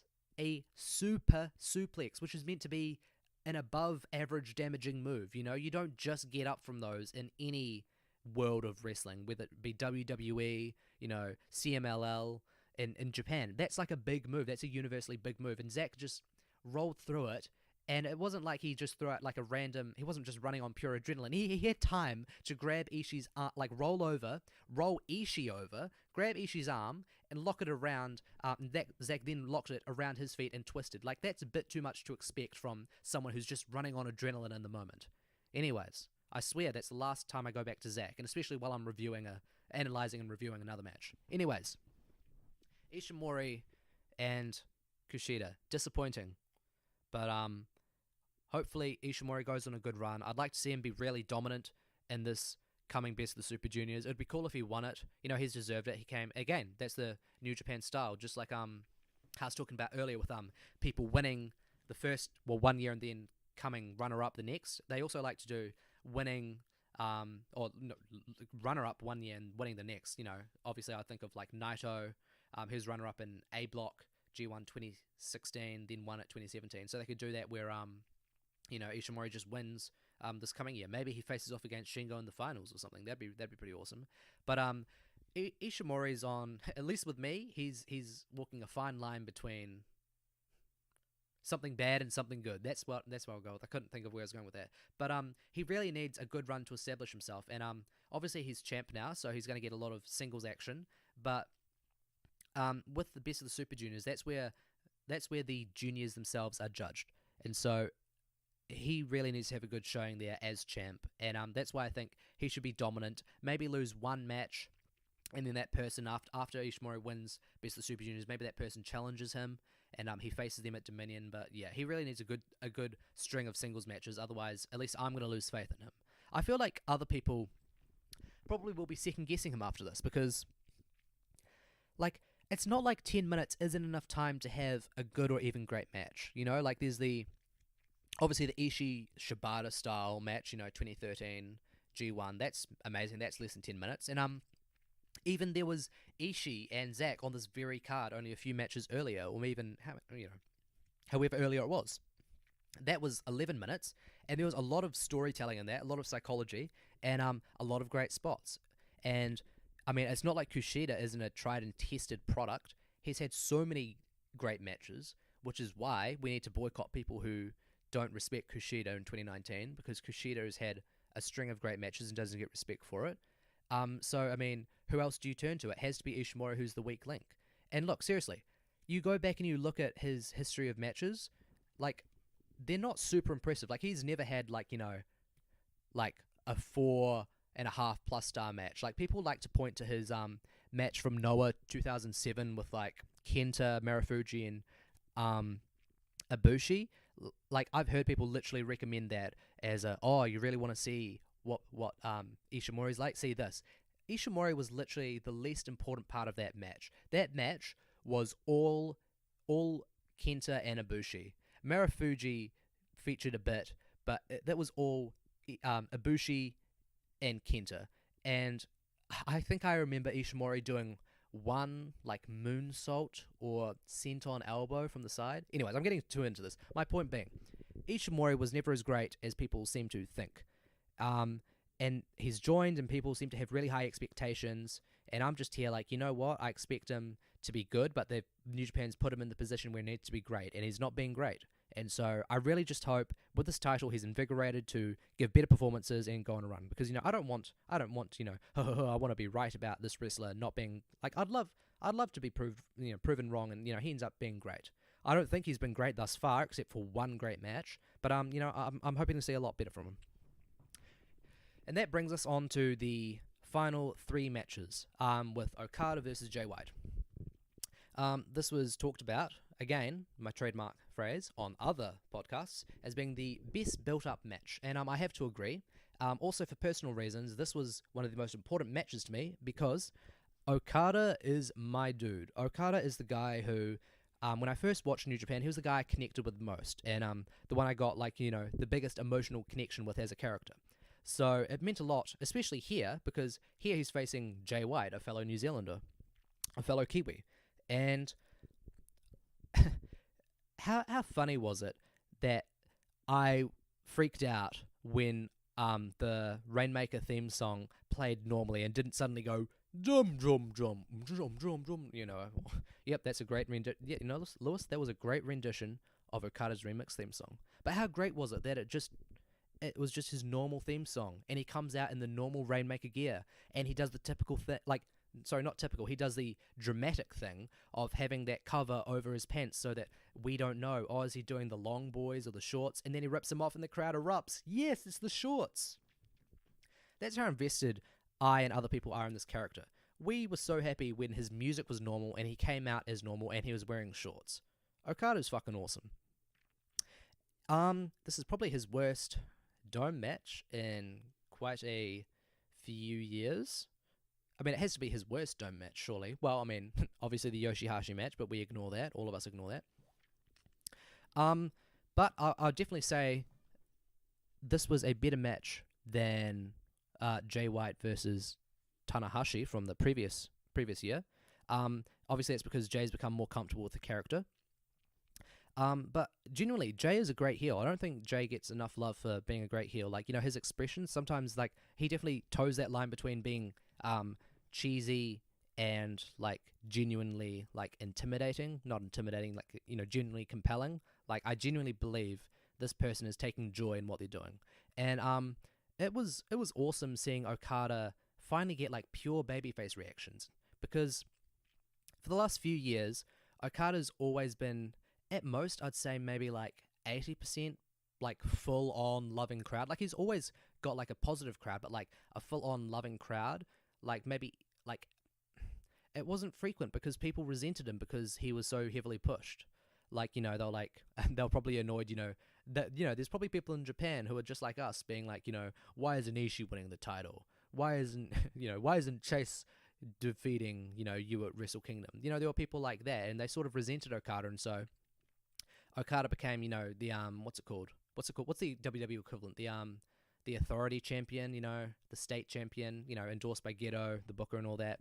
But, this losing streak storyline has been incredibly compelling. I had some criticisms of New Japan in 2018, but their handling of Okada was fantastic. From him being so dominant to just losing himself after losing this title, which basically became his identity. And that is that was great because we really did, so many people did associate Okada with the title, and so many people were what does Okada do without the title?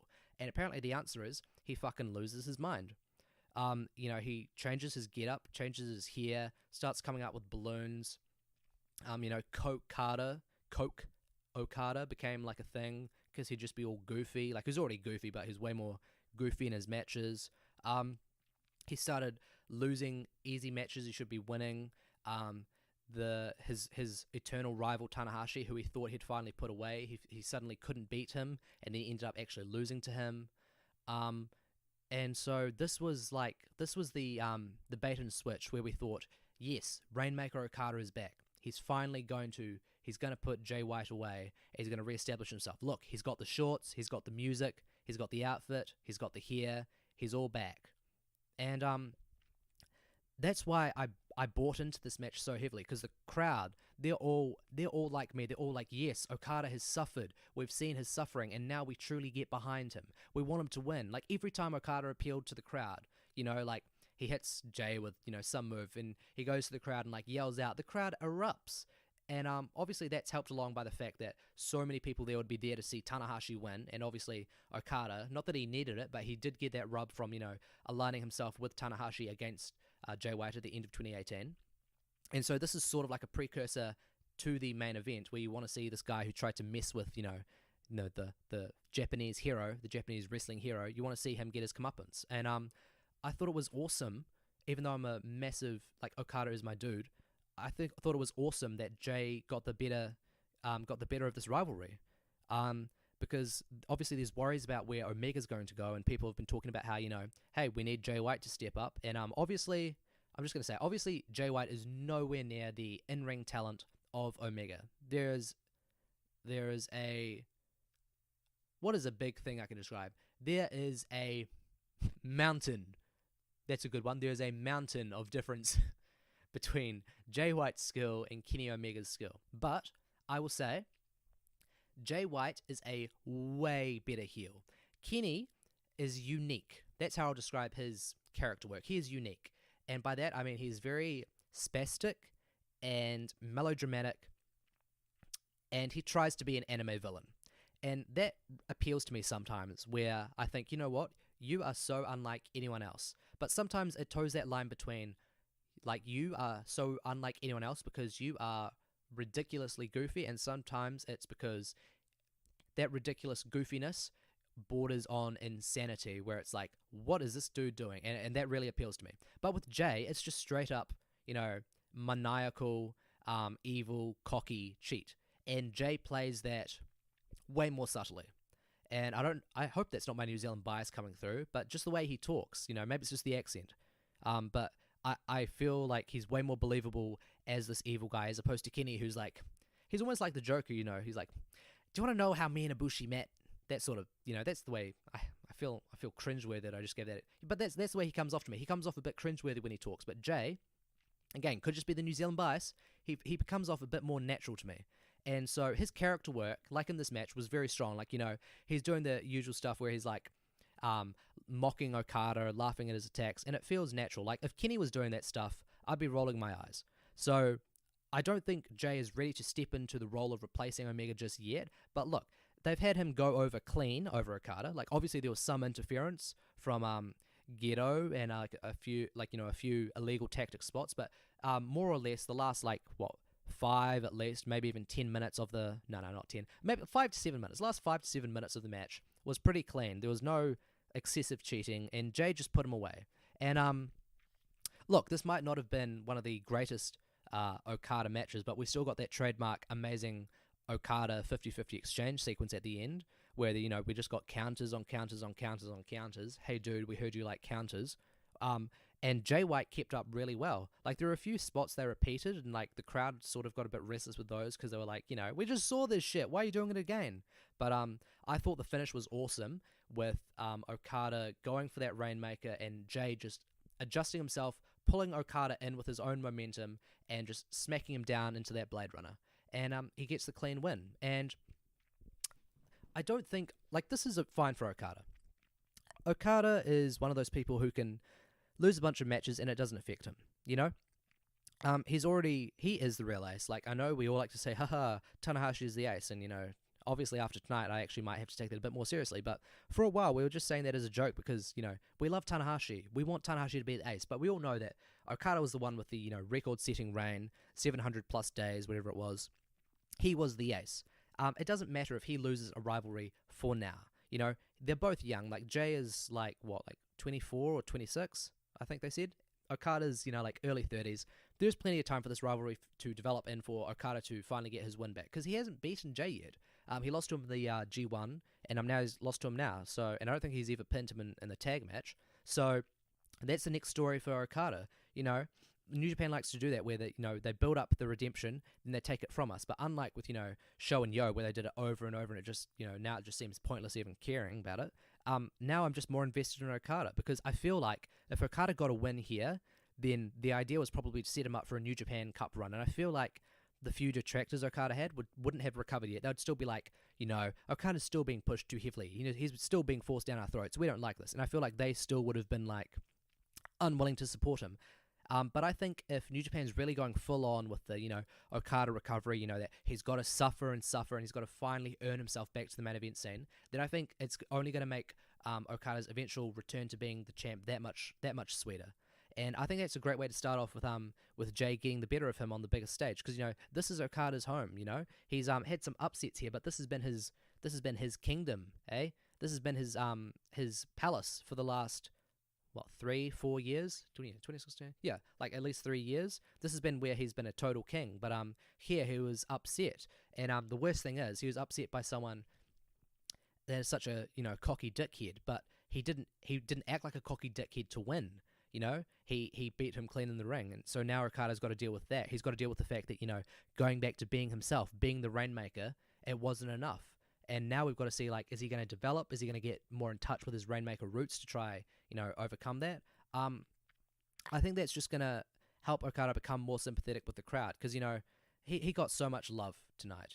The crowd was roaring for everything he did, and I can only imagine later tonight when New Year Dash airs, I can only imagine that the crowd's going to give him a lot of love, and I feel like he's going to play up the sympathy, being a bit depressed maybe, and that's just going to make the crowd care for him more. And I think he's going to have. Like I'm in the camp where I think he's going to end up main eventing Wrestle Kingdom with Naito. So I don't doubt that he's somehow going to make a comeback from this. Anyways, once again, too long spent on a match. Ugh. So then we've had second, I'd say probably second best match of the show, Naito versus Jericho.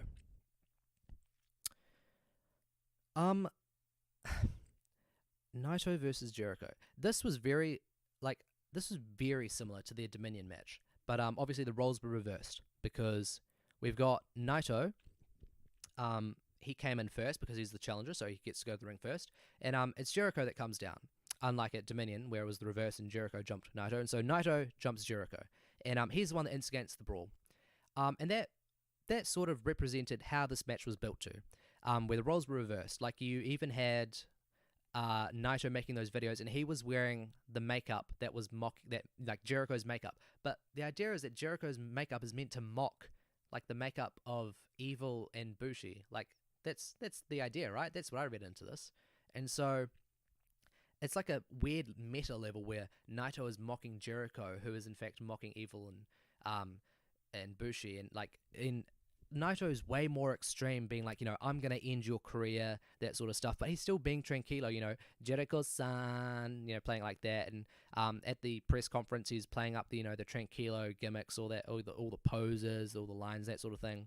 And unlike in his match against Okada at the previous Wrestle Kingdom, where, it's been said to death, but he didn't go tranquilo. I know, shocking, you've never heard this analysis of that match before, but he didn't remain tranquilo, he allowed himself to get carried away. This match was constantly, like, reminding us that Naito is tranquilo. Like there are those moments, like, when he's using the kendo stick, and he's playing around, like, pretending it's like, he's like a baseball hitter, whatever, batter, fucking hell, a hitter? Yeah, he's a baseball hitter, that's what I meant. Yeah, he's playing with the baseball, and even when, like, he goes over, there's actually a bit of symbolism, I hate to be pretentious, but, like, with the IC title, where, like, he walks over to it, and he's, like, doing a big show and dance, where he's doing the Destino eye while looking at it and sticking his tongue out and going towards it, because, maybe if he wasn't in control, he'd just jump at the title, but, he was showing he's in control of this match, he can waste time, he can do his pose at the title, and it's almost, like, the symbolism is that he's actually, like, that eye, he's pulling at it, looking at the title. He's actually looking at the title differently because, like, this title is something that he's hated, he's never wanted it. But here, he's looking at the title with the eye, with the Destino eye. Am I laying it on hard enough? He's looking at the title with the Destino eye. And, he's saying, you know what?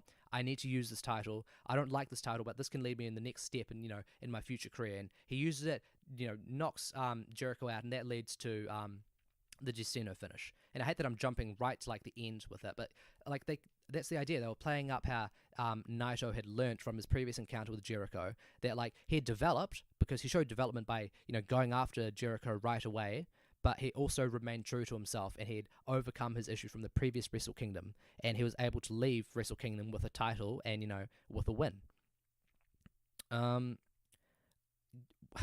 People like to criticize Jericho for not showing up and for basically keeping the IC title hostage, but honestly, every time Jericho has shown up, he's been awesome. I thought the Omega match was very good. I didn't think it was 5 stars. I thought people were overrating it, but then these 2 matches with Naito have been awesome, like 4.25, maybe even 4.5 star range. Because Jericho isn't athletic, so he has to make up for that with character work, playing up his grimy heel persona, appealing to the crowd, being over the top with his antics, and he does a general like great job selling as well, obviously. But because we don't get plunder matches, like hardcore matches, which I usually hate, every spot hits harder, and I don't mean physically, I mean and with the audience, because the Japanese audience isn't used to seeing people go through the tables and get hit with kendo sticks and thrown into chairs. Like, maybe you get a few of those things with like Suzuki-gun, but you're not getting like a bunch of, chair, head DDT into chair spots, or, table bumps, or, kendo stick thwacks, thwacks. You're not getting a lot of that. And so when you see that here with like Jericho, the crowd pops big time for that. And even though like, I'm a Western wrestling fan, I saw this stuff when I was a kid. Seeing the Japanese fans see this in real time and seeing how they react big time to it as if it's their first time seeing it, because it might be for some of them, that sort of heightens the impact of all those spots. And so it doesn't come off as just, I sad to say, if this match happened in WWE with like their wrestlers and their style and it was just basically the same spots, it wouldn't be as impactful, because not only would the crowd sort of be like, oh, wow, it would just feel fake. Like they see that stuff like 5 times like a night on certain pay-per-views, but with New Japan we don't see that stuff frequently, and so it's just more impactful when it finally happens. Let's see, what else did I think of this match? That announce table spot, that was awesome. It always annoys me how obvious it is that Naito is putting his hand on the rail to assist with doing that headstand spot, but damn, it looks great. And again, that's another one of those spots where the crowd doesn't see that sort of thing frequently, so they pop big time when it finally happens. Oh god, my voice hurts so much. I also don't know if I'm going to keep this. Ugh.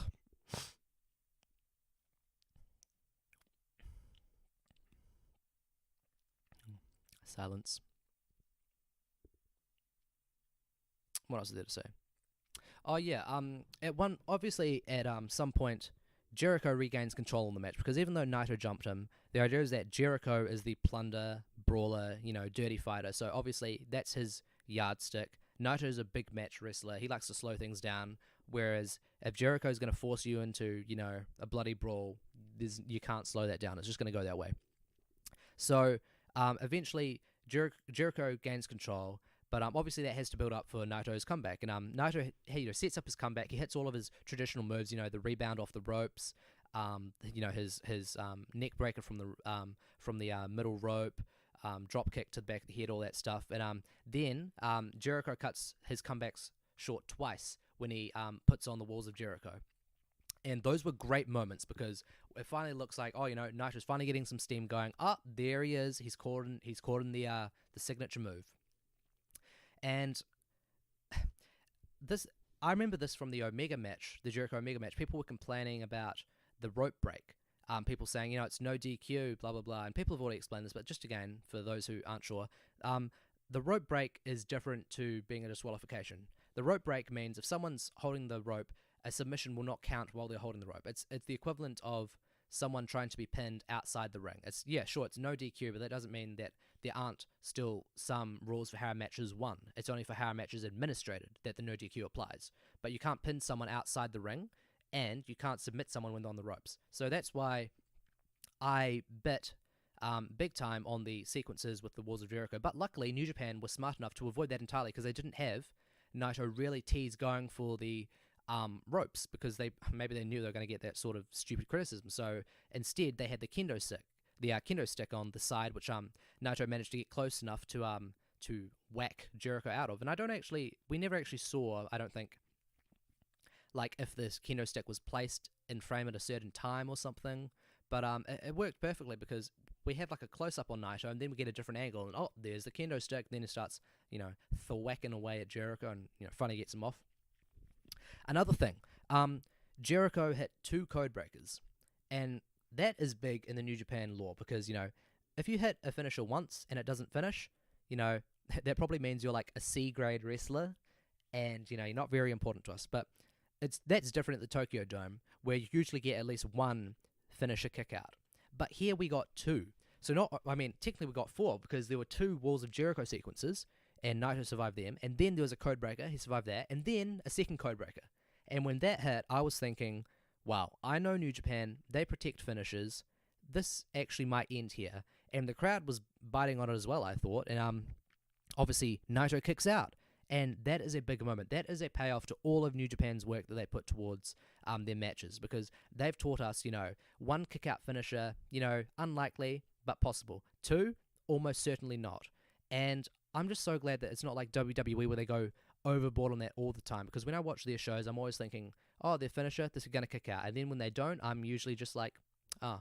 And that's different here, because here I'm like, holy shit, this is the second finisher, the second code breaker of the night. This has to be it. And then when it's not, that is miraculous. And Naito is so similar to Tanahashi. He gives such a great babyface performance. And I mentioned this earlier in the night. I was saying earlier in the night. It's almost daytime for me now. Earlier in the podcast, where I was saying, even though he tries to be a heel, and he is a heel, and he's a good heel, at heart he is a babyface, and he gives a great selling performance, and that works so well alongside Jericho's grimy, arrogant heel performance. All with the blood, and oh, I'm gonna hit you with a. I was going to say a yardstick. I'll hit you with a kendo stick. What even is a yardstick? Hit you with a kendo stick, throw chairs around at you. Because Naito is just such a sympathetic character. But he doesn't become vanilla, because then there's those moments where he's back in control and he chooses to spit in Jericho's face or hit him even harder with a kendo stick. And he maintains that level of edginess, without being derogatory. He maintains that level of edginess that keeps him interesting, because he's a complex character where he's not just someone who's going to get beaten up and then heroically fight back on his own terms. And it makes sense, because he's someone who's been passed up. I'm not going to go into detail. We all know the lore behind Naito versus New Japan, against the management and everything. But he's someone who will fight on his own terms, and we don't have to agree with him. But the fact that we understand why he's willing to, stoop to Jericho's level to win, it makes sense. Especially knowing his history at the Tokyo Dome, how basically he's had two life-changing events in the Tokyo Dome. There was his main event being passed over in 2014, and there was his loss to Okada the previous year. And so we understand here why he's willing to, go to the same lengths to put Jericho away by jumping him and then, spitting in his face and all that, nonsense. Not nonsense in a bad way, just, nonsense in a nonsensical way. But still in a tranquilo way. Because he's like, I want my moment. I want my big match. I want my WrestleMania moment. And he got it, he stood up to Jericho, he fought on his own terms, and he finally put him away. And maybe I'm reading too much into it, but I saw a bit of development with him, because, like, the fact alone that he used the IC title to put Jericho away, as I was talking about earlier, like, he even, like, made it clear that I'm using this title in an LIJ way, by the way he looked at the title with the Destino eye, then he knocked Jericho down, and then he hit the final Destino to put him away. Even though he literally tossed the title away after hitting Jericho with it. After the match, he didn't take the title, but one of the young lions brought it to him, and even though Naito did a satirical bow to the young lion before spitting in his face, he still took the title.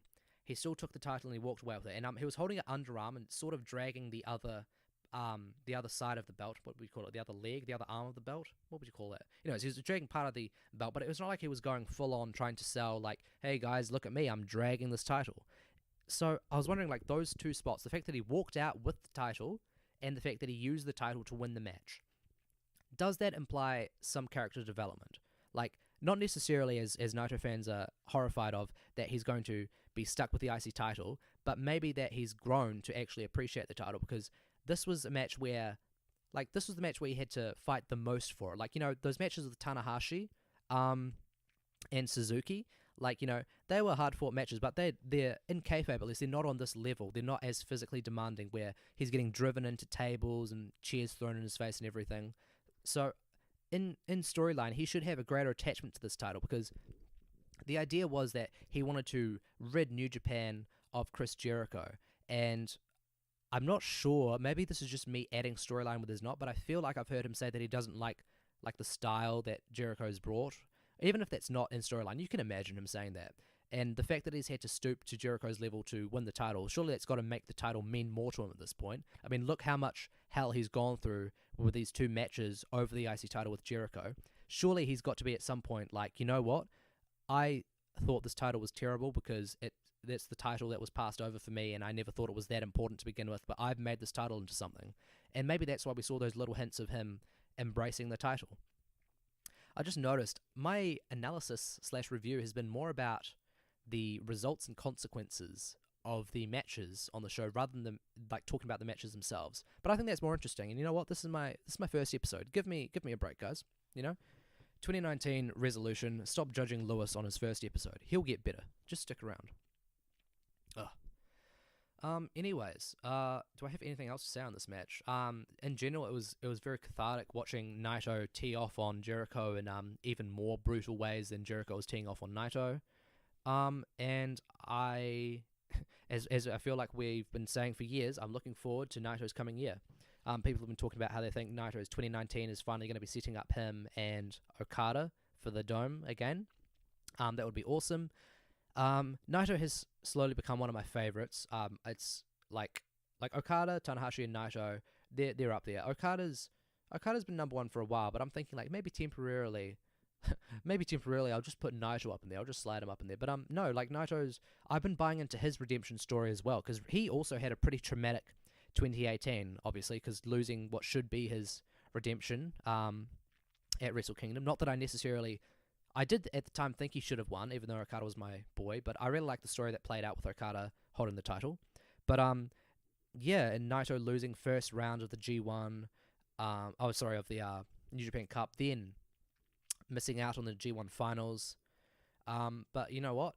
It's almost like he's gone, like Okada is where Naito was at the start of 2018. So now, well, Okada went through that, I'd say, maybe a bit early, but Okada's still going through what Naito's already been through. Like, it looks like Naito's already had his recovery. And so 2019 should be building him up. And people I've heard mention maybe he'll hold the IC title and challenge the heavyweight title, because that's the issue, because, you know, you give someone a subpar title and you want them to challenge for a bigger title, but then you've got to have them lose the subpar title, which sort of implies you're not good enough to challenge for the even bigger title. That was sort of the issue I had with when Suzuki lost the Never Openweight title at last Wrestle Kingdom. Then a month later he challenges Tanahashi randomly for the IC title and he won that. It felt a bit like, so what, you're not good enough for the third rated title but you can challenge and hold the second? Okay, mate.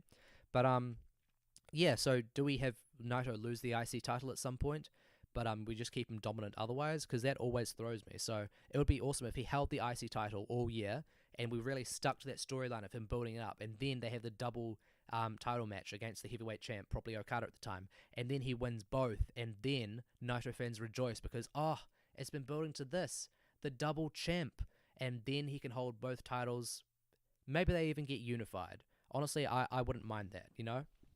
I don't think we need to have two top titles. There's nothing wrong with just having one top title, a few titles that have specific standards, like, you know, maybe a certain open weight where it's, or maybe like a weight division, like, you know, the junior, or maybe like a continental one where it's literally like foreigners, like non-Japanese citizens. I don't think it's racist, but like, you know, it actually makes sense then. Like, you know, you got the Intercontinental Championship, it shouldn't at least be, you know, about showcasing matches between people from different continents, because we've got so many belts that just don't mean anything. But what was I saying? How did I get on this tangent?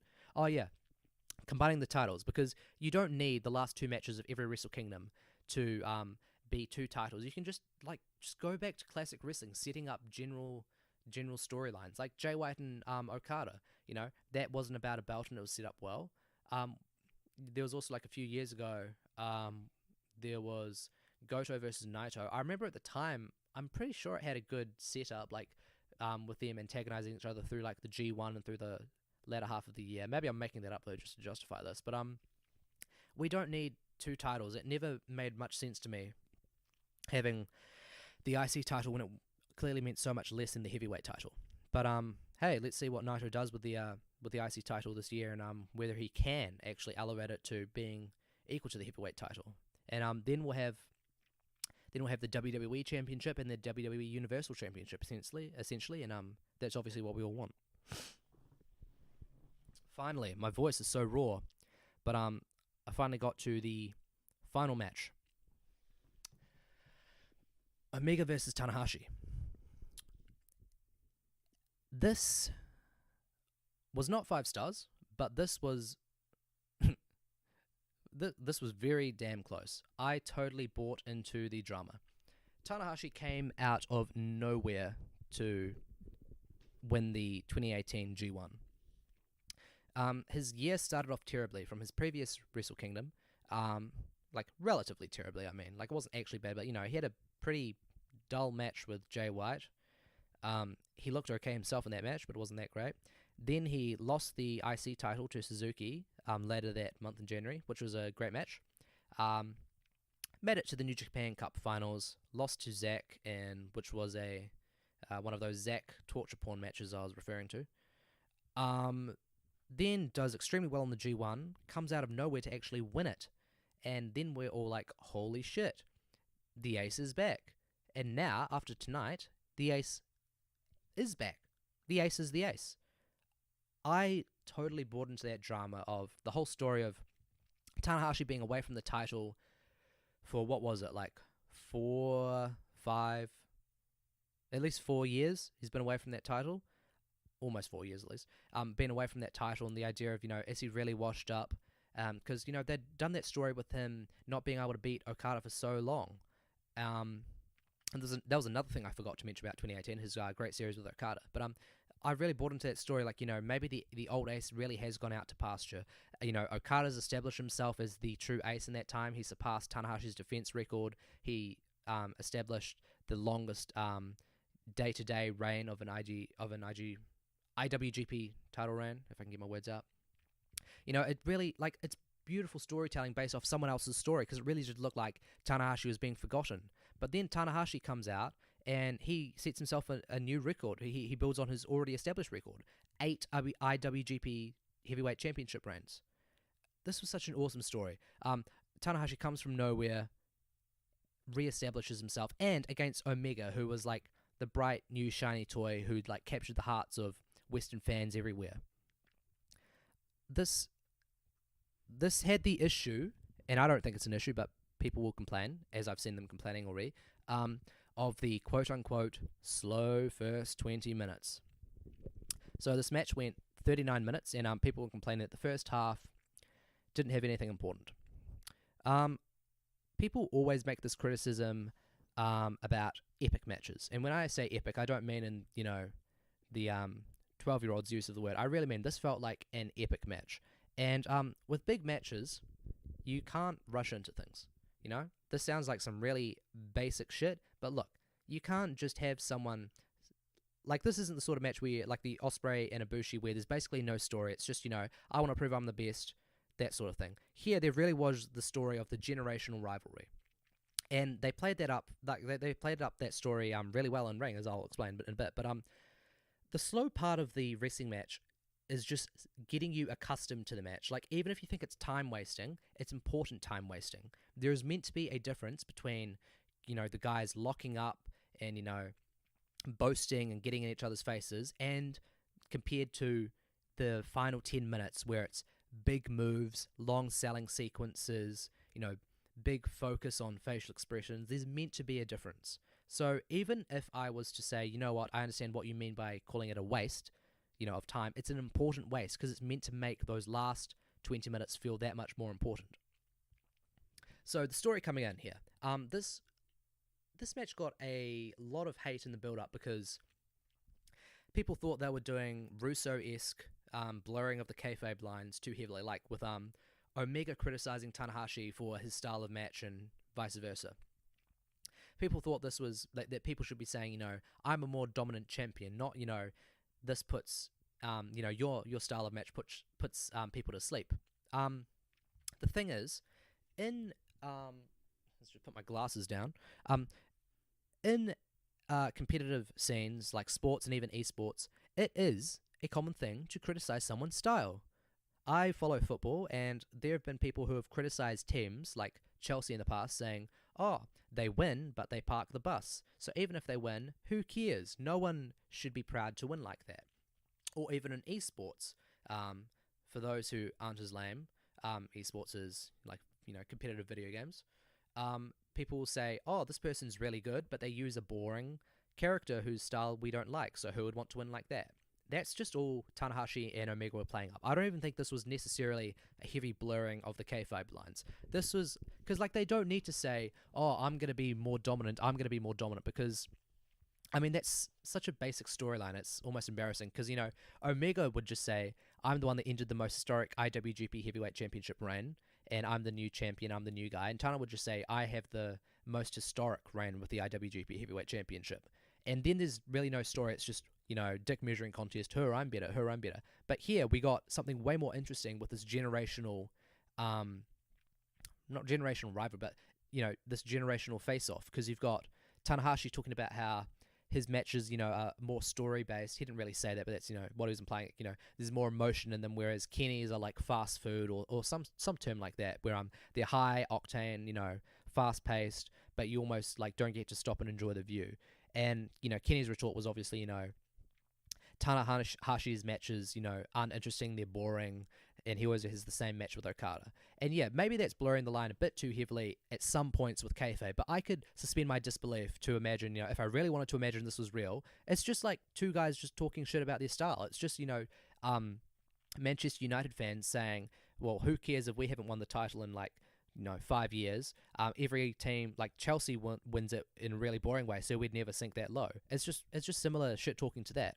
And they played that up really well in the match because you've got Omega like bringing out like the table and that sort of thing, and obviously they heavily implied that Tanahashi was not going to use the table at first because he was like, what, my whole thing has been about using the traditional wrestling style, and so we don't need this Western influence. But he would come to regret that because as he faced off with Omega throughout the rest of the match, he was like, what, I can't put him away. I need to go back for the table. And then obviously that cost him because he set him up for a high fly flow and he went right through the table. And a similar thing happened with Omega where Omega, he decided, I'm not going to take the count out victory after he'd already done something to put Tanahashi down. I can't remember exactly. Sorry. Great analysis, I know. He'd already put Tanahashi down on the outside. And he was like, what? I want to win genuinely. That was him saying that he's going to go back against his generation. If I could describe it like that, he's going to go against his style that he'd been professing earlier, being like, this is the new way, this is high octane, this is energy, this is excitement. He was like, I want to go back to the traditional generation. And he would pay for that in the end because he'd pay for that more ultimately because he could have won there and then, but he chose not to. And I guess the message there is not necessarily stay in your lane because that's a bit like direct and sort of disheartening, but it's almost like, like both generations, both styles of wrestling are great because that's what this was. Because you look at the matchup, you have Tanahashi, who's pretty broken down, used to be pretty athletic, but, he can't go to the level of Omega, but he has the heart. He puts so much damn emphasis and passion into every single movement. Every single facial twitch from Tanahashi is brimming with emotion. Like when I watch that dude sell, I connect with him so easily. And I don't mean like I see myself in him, obviously. I just mean like I see like the anguish that he's selling. Like that is genuinely great acting. Like honestly, when I watch a movie, I've like with the likes of Okada and Tanahashi and Naito, that's like the level of connection I've never had while watching a movie. And it's that sort of acting I connect with. And so Tanahashi might not be some athletic freak like Omega, but he is a sympathetic freak, I guess, or an empathetic freak. It's easy to connect with him. And so that's what made this match fucking awesome, because you've got the high-octane shit from Omega, who's, throwing out the Frankensteiners, the crazy chops, the big knees, and then you've got Tanahashi, who's bringing in the emotion, and it's a cross of generations that they're talking about, the cross of the cross of styles. So we've got not the styles clash, the styles cross. We got the crazy shit from Omega, we got the heartfelt shit from Tanahashi, and that's what made this match so fucking awesome. Because there's also talk about how the Heisei period was ending because Japan's emperor was stepping down. I can't remember who I heard this from. Maybe it was the Eggshells podcast, and they were talking about what's New Japan going to do. This is going to be the last Tokyo Dome show under the Heisei period. Are they going to make a statement where they're saying the new generation is going to go forward, or they're going to that Japan is going to be radically different? Not like making a political statement, just their idea, or they're going to say Japan's going to stick to its tried and trusted formula, at least New Japan. And the answer was that they're going to stick with the old style, but they're willing to make developments. Because as we saw, Tanahashi had to go above and beyond. He had to work Omega's style. Like, they had, there wasn't like a big sort of, 50-50s counter on counter sequence, but there was that sort of, big final 10 minutes where Tanahashi is going big on the big bombs. It's not like one of Tanahashi's matches like with Suzuki or Naito where it's a big selling affair. This was one of those, this was more like an Okada match where, it's the guys both throwing big bombs at each other in the final half of the match after the first half is spent building it up. That's why I also found it ironic that Tanahashi would, even in storyline, criticize Omega for the big bomb style match, of both guys, a bunch of moves and counters. Because, dude, that's exactly what your matches with Okada were. They were storytelling masterpieces, but they were also, pretty heavily into that style.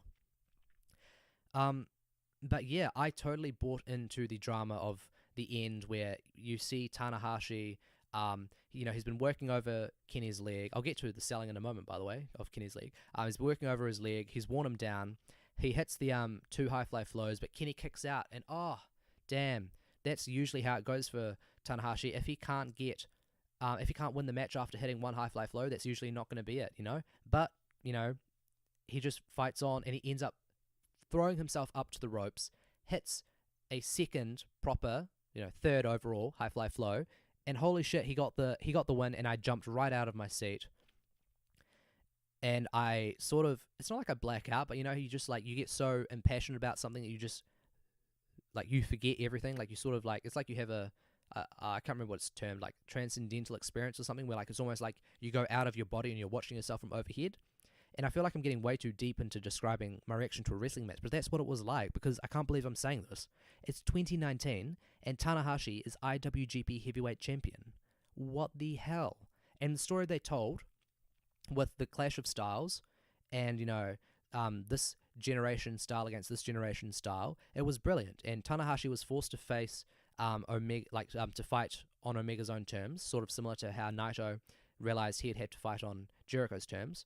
But he still kept that part of him, Naito kept that tranquilo self, and Tanahashi kept the, the passionate ace style, and it was awesome. And those moments where he's not no selling, but he's standing up to Omega's strikes, or Omega's impactful suplexes, and he's forcing himself to stand up, and he's hulking up, and you see him bracing himself and just screaming in retaliation, or just and showing his durability. It's just very empowering.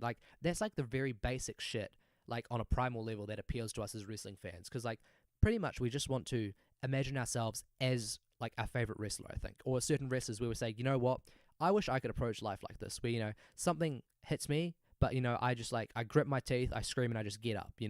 I'm getting really cheesy into this, but really embarrassing, lame sort of weeb analysis of why wrestling hits me on an emotional level. But it's true, especially with Tanahashi. There's so much emotion pouring out of every pore in his skin, And 2019, boycott people who don't appreciate the emotions pouring out of every pore of Tanahashi's skin. And damn, where do they go from here? Because obviously there's talk of All Elite Wrestling, of Omega signing with them, and maybe Jay steps in, becomes the new Gaijin #1. With Tanahashi, I almost imagine he's going to be a transitional champ, as sad as that sounds, because he's finally champ again. But that's what he was last time he won the title, because I'm pretty sure I've got this right. He won it from AJ Styles in 2014 at King of Pro Wrestling. Then he held the title just to beat Okada at Wrestle Kingdom. Then he lost it to AJ Styles once again at their first show of the year, I believe, A New Beginning. So could he just be transitional champ again, or if they put too much emphasis on Tanahashi being rebuilt throughout 2018 and finally at the start of 2019, finally coming back? I just got to put my charger in. Sorry for all that sound. So my question is, have New Japan put too much effort into showing Tanahashi's rebuild just to throw him away, to pick up, whoever they choose their next champ, be it Naito or even a random thing like Sonata or Sabre or something? Because it's been a while since we've had a New Japan Cup winner win the title. Last one was Naito, and that was a historic 70-day reign, and it was so unmemorable that to this day some people still think Naito's never actually won the heavyweight title, which is pretty funny.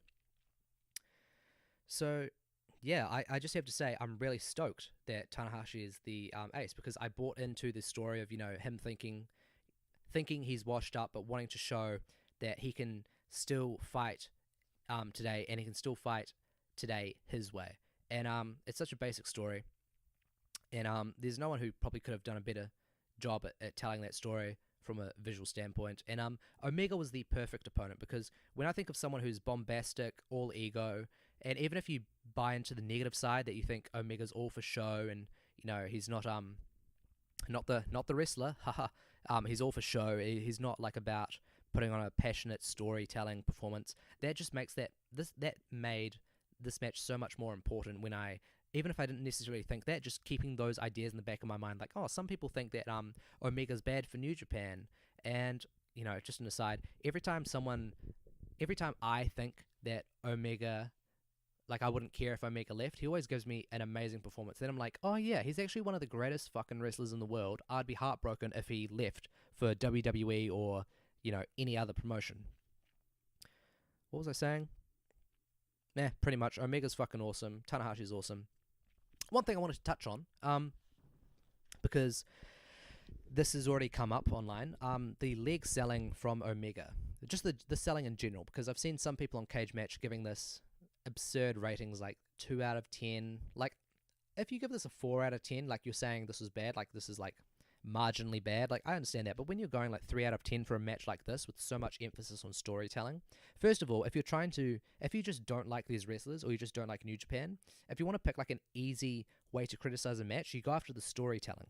If you think you're being elitist by just going after the selling, you're wrong. It's the storytelling, because I feel that's like the most elitist thing you can go after, like, oh, this match didn't tell a good story, because technically every match tells a story. It just depends on how deep into the weeds you want to go. But you guys messed up by choosing selling, especially even this match. Like, because the selling story was Omega works over Tanahashi's back/neck, and Omega works over Tanahashi's and Tanahashi works over Omega's leg/legs. First of all, for Tanahashi, with working over someone's back, that's sort of a good option, because the only real way you could genuinely sell damage to that is if you started like messing up your posture and walking crookedly and all that. And I think even selling fetishists would be like, okay, this is a bit too much. That's why, like, this is like with Omega's match with Okada at 2017 Wrestle Kingdom, where he worked over his neck and back. The idea of that was, you don't need Okada to start walking, like he's bent over carrying a cinder block around the ring. You don't need that in order to really get across the idea that, oh wow, Okada's back and neck are hurting. All you need to know is that his back and neck have been worked over, and every move that targets that is going to do much more damage than it otherwise would. And the whole point was to build up the danger, the threat of Kenny's one-winged angel. That was the whole point of that match, and that's the same point of this match. Kenny works over Tanahashi's back/neck in order to weaken him for the one-winged angel, which obviously he never hit. Which I was actually surprised. I thought if they were ever going to have the one-winged angel kicked out of, they might have actually done it here, but they chose not to. Anyways, back to my point on the selling. It would have been absurd if you had Tanahashi walking around all crooked. And, like, yeah, maybe he could have, like, grabbed his back or neck a few times, but, I'm sure he probably did it. It's just so subtle that, you and I probably just don't remember it. But, like, every time, like, in real-time selling, Tanahashi did a fantastic job. And, obviously, the real criticism selling related comes to Kenny, because leg selling is some of the most dangerous, risky selling you can do when it comes to trying to appease wrestling fans, because it's so subjective, and there's only so far you can go with it from a wrestling standpoint without going over the top. Like it feels like some people just wanted Kenny to, like, they wanted the Bucks to go into the audience, find a wheelchair, throw it into the ring, and have Kenny wheel around in the wheelchair after Tanahashi. That's how they would have been like, yes, this is a good performance. This is good leg selling. This is classic Nick Bockwinkel 1970s. That's what they really wanted. But Kenny did a great job selling the leg. And I don't mean to come off as if I'm saying this objectively, but, like, really, you go back, you look at how frequently he's delivering a move which directly involves his leg, like, like he's kicking or throwing it around. And I'd say 80% of the time he was selling it. Or at least he's making some attempt. I don't need fantastic selling. I just need you to make a reference. I just need you to touch your leg after a big move to show me that you haven't forgotten that the leg is damaged, just so to make sure that I haven't forgotten that the leg is damaged, so I can continue, building this up in my head so that I can get enveloped in the drama of the match. And Kenny was doing that. It was really only at the very end of the match where, okay, maybe sillishly, maybe absurdly, fuck, I can't think of a proper word. Anyways, he chose to deliver a few knee strikes. And he didn't really sell the knee in those moments. And up until that point, and all around those spots of knee strikes, before and after, he sold the leg big time. Like, he hit his own high-fly flow. Another aside, Cody and Juice, that's how you properly incorporate a finisher steal. Omega hit a high-fly flow, and on the impact, he hit his leg. There was also when he hit his Terminator tope, and he hit his leg. I don't know if they planned that, but his leg itself went right. Like, that was the main part that connected with Tanahashi, and he gripped his leg after that. Yeah, like, he was gripping his leg at that, but it was only those knee strikes where he wasn't, gesturing to the leg. And, like, I could understand being annoyed with that, but come on. It was, like, a few sequences where he wasn't grabbing it. Every other sequence, if he wasn't showing immediate pain, he was at least remembering to grab the leg. And, like, if that's the worst leg selling you're going to see all year, you live a blessed life, It just annoys me when people criticize that, especially because even if Kenny had actually just totally thrown off the leg and just no-sold it entirely, which he didn't do, there was so much damn emotion in those final 10 minutes with Tanahashi trying to finally win back the IWGP heavyweight title. Got to say the whole words. The IWGP heavyweight title. There's so much emotion involved in that, and just the story of Omega being this athletic freak, this beast, entered the most historic reign, being the supposed greatest wrestler in the world. The story of him finally being put down by the true, tried, trusted, lawful ace, finally coming back. There's so much drama in there where it's like, even if Kenny wasn't selling the leg, could you just let that go, just for the greater sake of the story? I mean, I don't mean to tell people what they should and shouldn't enjoy in pro wrestling, because obviously I do love the in-ring, but like, at the heart of it, surely we are watching pro wrestling for the story. Like, sure, okay, maybe it's cool to see someone hit someone really hard, or to see someone do a flip, but surely we, at the heart of it, we want the story of, of resilience, of, of passion, of, coming back from adversity, that sort of thing. And that's what I saw. And, it's been, it's been like 6 hours now. Fuck, it's 6:30 a.m. I've been recording this for like 2 hours. I wonder how much I'm going to edit it. Anyways, Wrestle Kingdom ended like 6 hours ago. Let's just end this podcast by me going and looking at the Wrestle Kingdom ratings on Cage Match. So at this time, it has an 8.51 out of 10 for the entire event. And, I mean, that's pretty low rating if you think about it. Like, I remember the last low-rated Wrestle Kingdom was like Wrestle Kingdom 8, I believe, and I think they got like an 8.2. I must sound like such a fucking nerd. Oh yeah, I remember exactly this show on this cage match, and this year got a blah blah blah. But I just remember the stuff. But yeah, this is quite a low-rated match, and I think that has to do with how many matches were disappointing. I mean, let's go through the list. Ospreay versus Ibushi was great, but it was still disappointing. The cage match rating gives it an 8.81, and if we're being honest, a New Japan match which doesn't get like, I'd say like at least 9.4 from the cage match users, like that's usually considered to be a bit disappointing. Like you think of the main event that doesn't get like at least a 9.4, that's like there's usually probably a bunch of like 3 and 4 out of 10 ratings in there from people who just really weren't impressed with it for whatever reason. But it was still a great match. But people were talking about oh, maybe a 5-star match. But it looks like the cage match users have probably given a rating closer to like 4 or 4.25 star. And I bet you Meltzer's probably goes like 4 3/4 on that. But that was a bit disappointing. It was still a great match, but a bit disappointing. Then we get to the real disappointments. The junior tag title match, 6 fucking minutes, major disappointment. Especially since this was what at least I thought was going to be Sho and Yoh finally getting the big one. That was a major disappointment. Sabre Jr., Zack Sabre Jr. versus Ishii. Very good match, but again, very short. Disappointing. Probably should have gone like 15 at least minutes. Got the tag match. not super interesting on paper, at least. Not super interesting in the ring. 10 minutes that I don't really, that was like a high 2-star, like 2 3/4 star match sort of era. I haven't. It's probably going to be annoying for people because I haven't been given star ratings to all these matches. At the end of this, I'll go through all of them because people care about my opinions. I think you guys have a pretty high impression of me after this first podcast.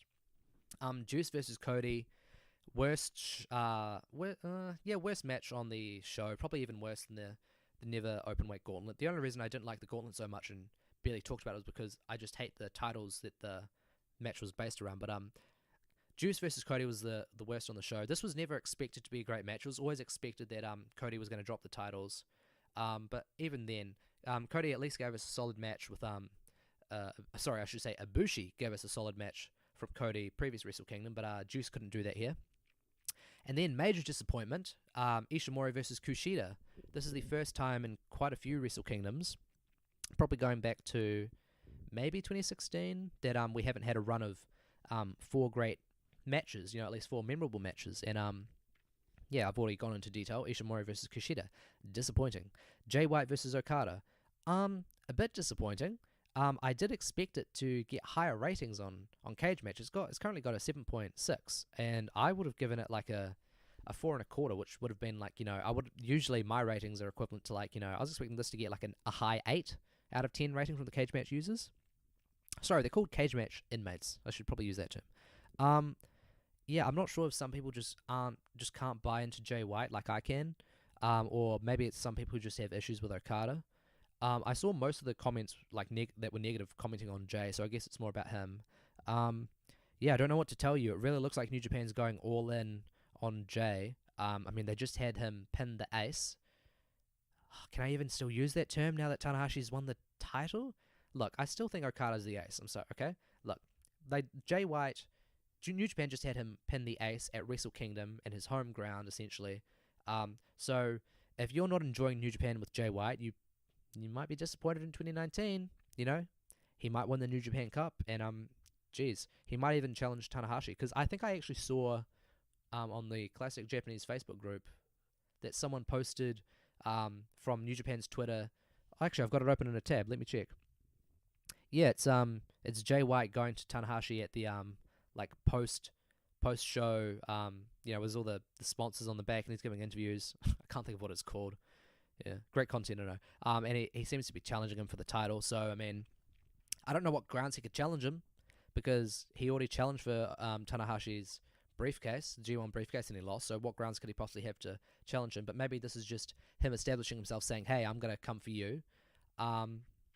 So maybe he's going to, ideally win for him, maybe not, this isn't my ideal, but he'll probably ideally challenge for the title based off winning the New Japan Cup. It would also work because I think I saw that the Sakura Genesis is going to be replaced with the Madison Square Garden show. So there's not going to be a Sakura Genesis. So that would make sense to have a Western, even though he's from New Zealand, have a Western guy challenging for a title at in a show set in the West.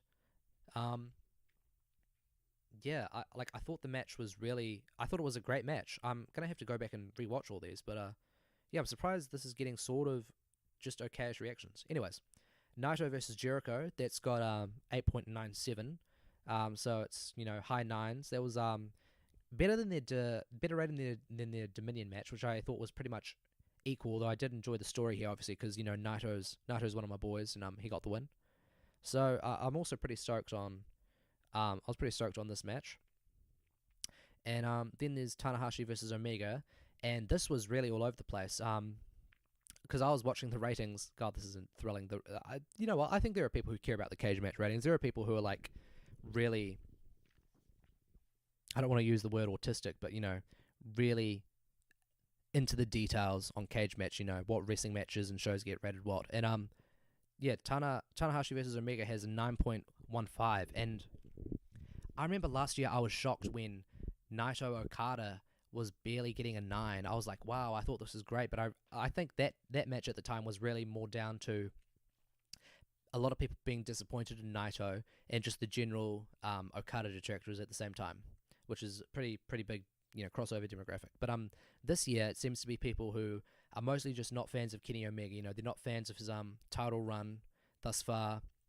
Don't like him as a person, I guess. Don't like his comments in or out of character. And I'm not saying they're wrong or like they're rating biasly, or even if that cares. But I mean, even if that matters. But that seems to be where this criticism is coming from for this match, because I thought this was a 4 3/4 star match. And I don't mean to toot my own horn and act like an elitist again, like I was doing at the start of this episode, but I am a really hard star rater. Like, I only gave 1 5-star match last year, and then I gave maybe like 3 4 3/4 star matches, and I recorded how many matches I gave over 4 stars, and it was like less than 30. So I like to consider myself like a hard rater, and I'm just surprised, because usually there's a 5-star match, and God, I sound like such a prick. Like, I'm so up myself. Like, oh, people rate this so high, but my what is it? I was trying to think of an analogy, but I've just made myself look even more embarrassing. Like, like your 10 out of 10 is my 5 out of 10. I enjoy media better than you. And again, I can't stress enough. I don't want to come across as that, but I've probably gone into that enough that it's just annoying people to the point where they're like, yes, we get it. You're not trying to be an elitist. Get the fuck over it. Anyways, usually a 5-star rated match is something that I find like, a 4-star match. And so it's surprising, because I consider this a near perfect match. And it's getting relatively lukewarm ratings. Like I was saying, a New Japan match that doesn't get like 9.4 ratings, like out of 10, is usually considered like a dud.